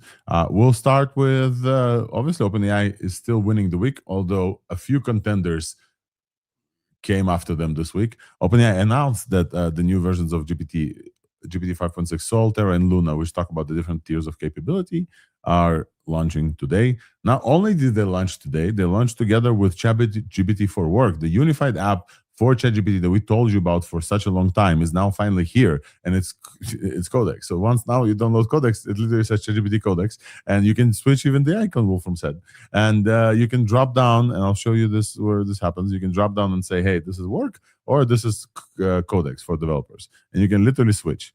So now all the new people, all grandmas, whatever, they will all get Codex, and computer use is going to be there with the new models. OpenAI yesterday also launched GPT Live, a bi-directional conversation agent in the ChatGPT interface, which is not part of ChatGPT for Work here for some reason. So we'll see when those two things combine where I can talk to my Codex. GPT is a bi-directional conversation engine where you can talk and it listens while it talks as well. And it's significantly more improved. And for harder tasks, it pawns off with GPT 5.5 to do several things. It can be a great translator, as we saw, and real-time translator as well. They launched the model previously called GPT Real-Time. This is a different model. The GPT conversation is powered by GPT Live. So this is on the OpenAI end. Anthropic, meanwhile, we didn't have time to go into this today, but Anthropic launched a research called JSpace, which is a Claude's global workspace inside Claude's head that's not represented in tokens, represented in symbols. This is kind of crazy because it connects to how we think about concepts. Claude basically like feels concepts when it asks about different things. I really wish we had time to get into this here because I think it's super, super interesting, but not this week. This week was absolutely crazy. So we're only talking about launches. Meta, I think, wins number 2 in terms of surprises this week, in terms of launches. Meta started this week with launching Meta Image and Meta Muse video preview. So it landed on Arena. Peter is here as number 2. Now it's number 3, just behind Reve, right? But it landed very, very, very well. I have even tested it out, and like I showed you guys, it's pretty decent. It works pretty decent on infographics and text. And when I say pretty decent, like surprisingly good. The consistency is good. You can access it in, let me see if I can have access in Meta AI app. Meta.ai. You can literally just generate images. Let's take a look at the infographic for 5.6 that Meta created for us. I'm trying to recap, and in the recap, I'm going to this. So it's like, this infographic is like fairly simple. I don't know if I can like zoom in for you guys here. Infographic is fairly simple, but the text is all on point. The colors are on point. The likeness of my character is on point. So Meta is doing like, launching a very, very decent one. There's another one here that I did for my birthday expedition, and it generated like a maze, and we can take a look at the maze, and the maze looks cool. It did kind of screw up here with like 2 of my kids, both of them being a reference to my daughter, and gave them different names. But besides this, it's a very decent model. And then I haven't tested the Meta video one, but Meta also launched Meta Muse video. And then Meta today in breaking news dropped Meta Muse 1.1, which was surprising to all of us. And we spent half the conversation today talking about Meta Muse 1.1, which is a very, very good model, sir. Putting Meta squarely back at the race of frontier labs looks like. It's good at coding. It did a very decent web design job. Very decent web design job. Some people called it slop, but I didn't agree. It's now available via API, so we're going to be able to test this on Wolfbench and harnesses. You can run this, and I actually ran this in the Hermes launch a little bit. So Meta Muse 1.1 is also drawing Mark Zuckerberg back to Twitter to announce this. In addition to that, we also had Grok 4.5 together with Cursor. And Grok 4.5 came back as a very decent model, beating other models on benchmarks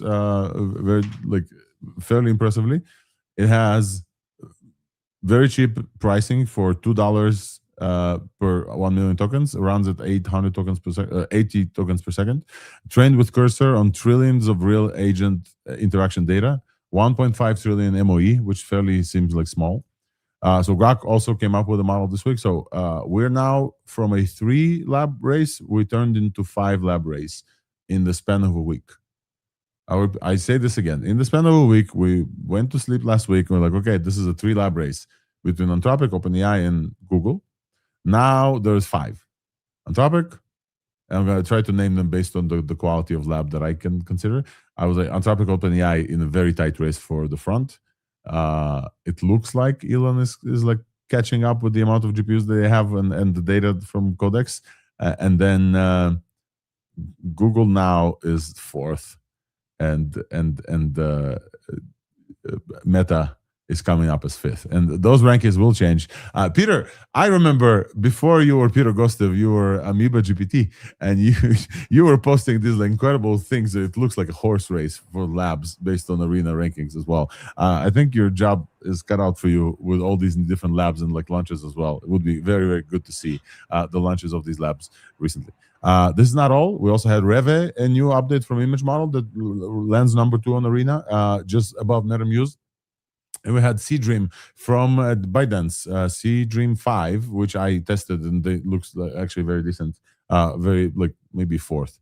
And did I manage to get all the updates correctly, folks? Anybody was checking me versus the notes? I think I went off the top, because this is like a crazy amount. Are you trying to train your memory again after using AI so much?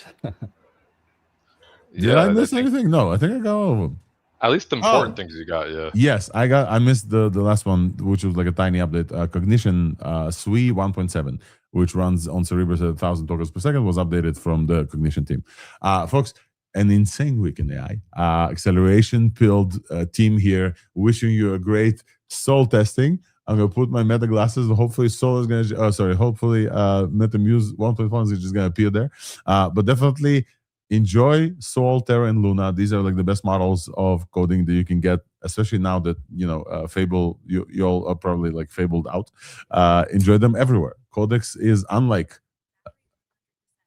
There it is. Soul, unlike the Fable stuff, is available to you in Codex, in ChatGPT, in API, in Hermes, everywhere. So go and check out those agentic powers. They beat Fable on agentic, looks like. So I'm definitely gonna use the end of the show to tell you there has never been a better time to follow AI, and these models are just gonna get better. So maybe next week y'all gonna talk about open source. We'll see. But meanwhile, this is me signing off, folks. Next week is my birthday. I want to sign off on this. Next week is my birthday. And I built I don't know how to show you this. Alex says, oh, I used Fable. Let me see if I can pull this up. I used Fable to build me a website with all of the details, and it looks wonderful.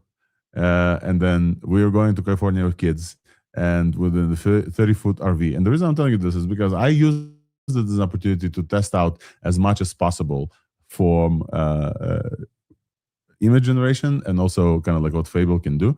And I generated with Meta a whole book that I used for image generation. It's a binder. I'll show you this binder. It's called the Volkov Expedition Times. Here it is. And I've printed out like over 100 pages together with Fable. And this is GPT Image. By far the best image model that we have. It has activities, coloring pages, etc. Fable came up with half of it. And it was just wonderful that I had this idea. And within like half a day, I came from this to like a printed artifact for my family that's going to be always with us. And I think that the thing with Fable, the thing with GPT 5.6 that we must leave you with is that dream bigger. This is everybody's advice. Peter, like I think you'll agree. Everybody who used Fable agree. Like we used to use these models in a very certain way. The capability has shifted. Last week when Fable came back, and now with Soul. And dreaming bigger is absolutely something that we need to do. So we'll definitely be able to bring you some of those like dreams here with with Thursday, and like most excited to come back after my vacation with like fresh ideas. But dream bigger. A lot can be done now, and these tokens are like gonna go as farther as possible. This is like a one-of-one family thing that like me and Fable and GPT Image together created, and I think folks are creating incredible things as well. What a week. What a week, folks. Thank you so much. Wolfram Ravenwolf, Jan Peleg, Nistan Tahira, LDJ confirmed, and Peter Gostev. We're the crew from Thursday that brings you these advances since GPT-4. You guys remember? Before we had test time compute, before we had reasoning, before we have agents, before we have anything, before we had multimodality, as a reminder, before we had multimodality, function calling wasn't there. And now I can't wait to like finish the show and like just talk to my agent about delivering the show for you. Thank you so much. Again, next week I'm not gonna be here. Wolfram's gonna run the show. The week after that, we'll see. I'm gonna check with folks. Thank you for tuning in. Over 3,000 of you like across the web tuned in for us. We also got live stream to the Practical Dev website. So shout out to folks who are watching us in the Practical Dev community. If you're still watching us, thank you. 3 million amazing devs on there.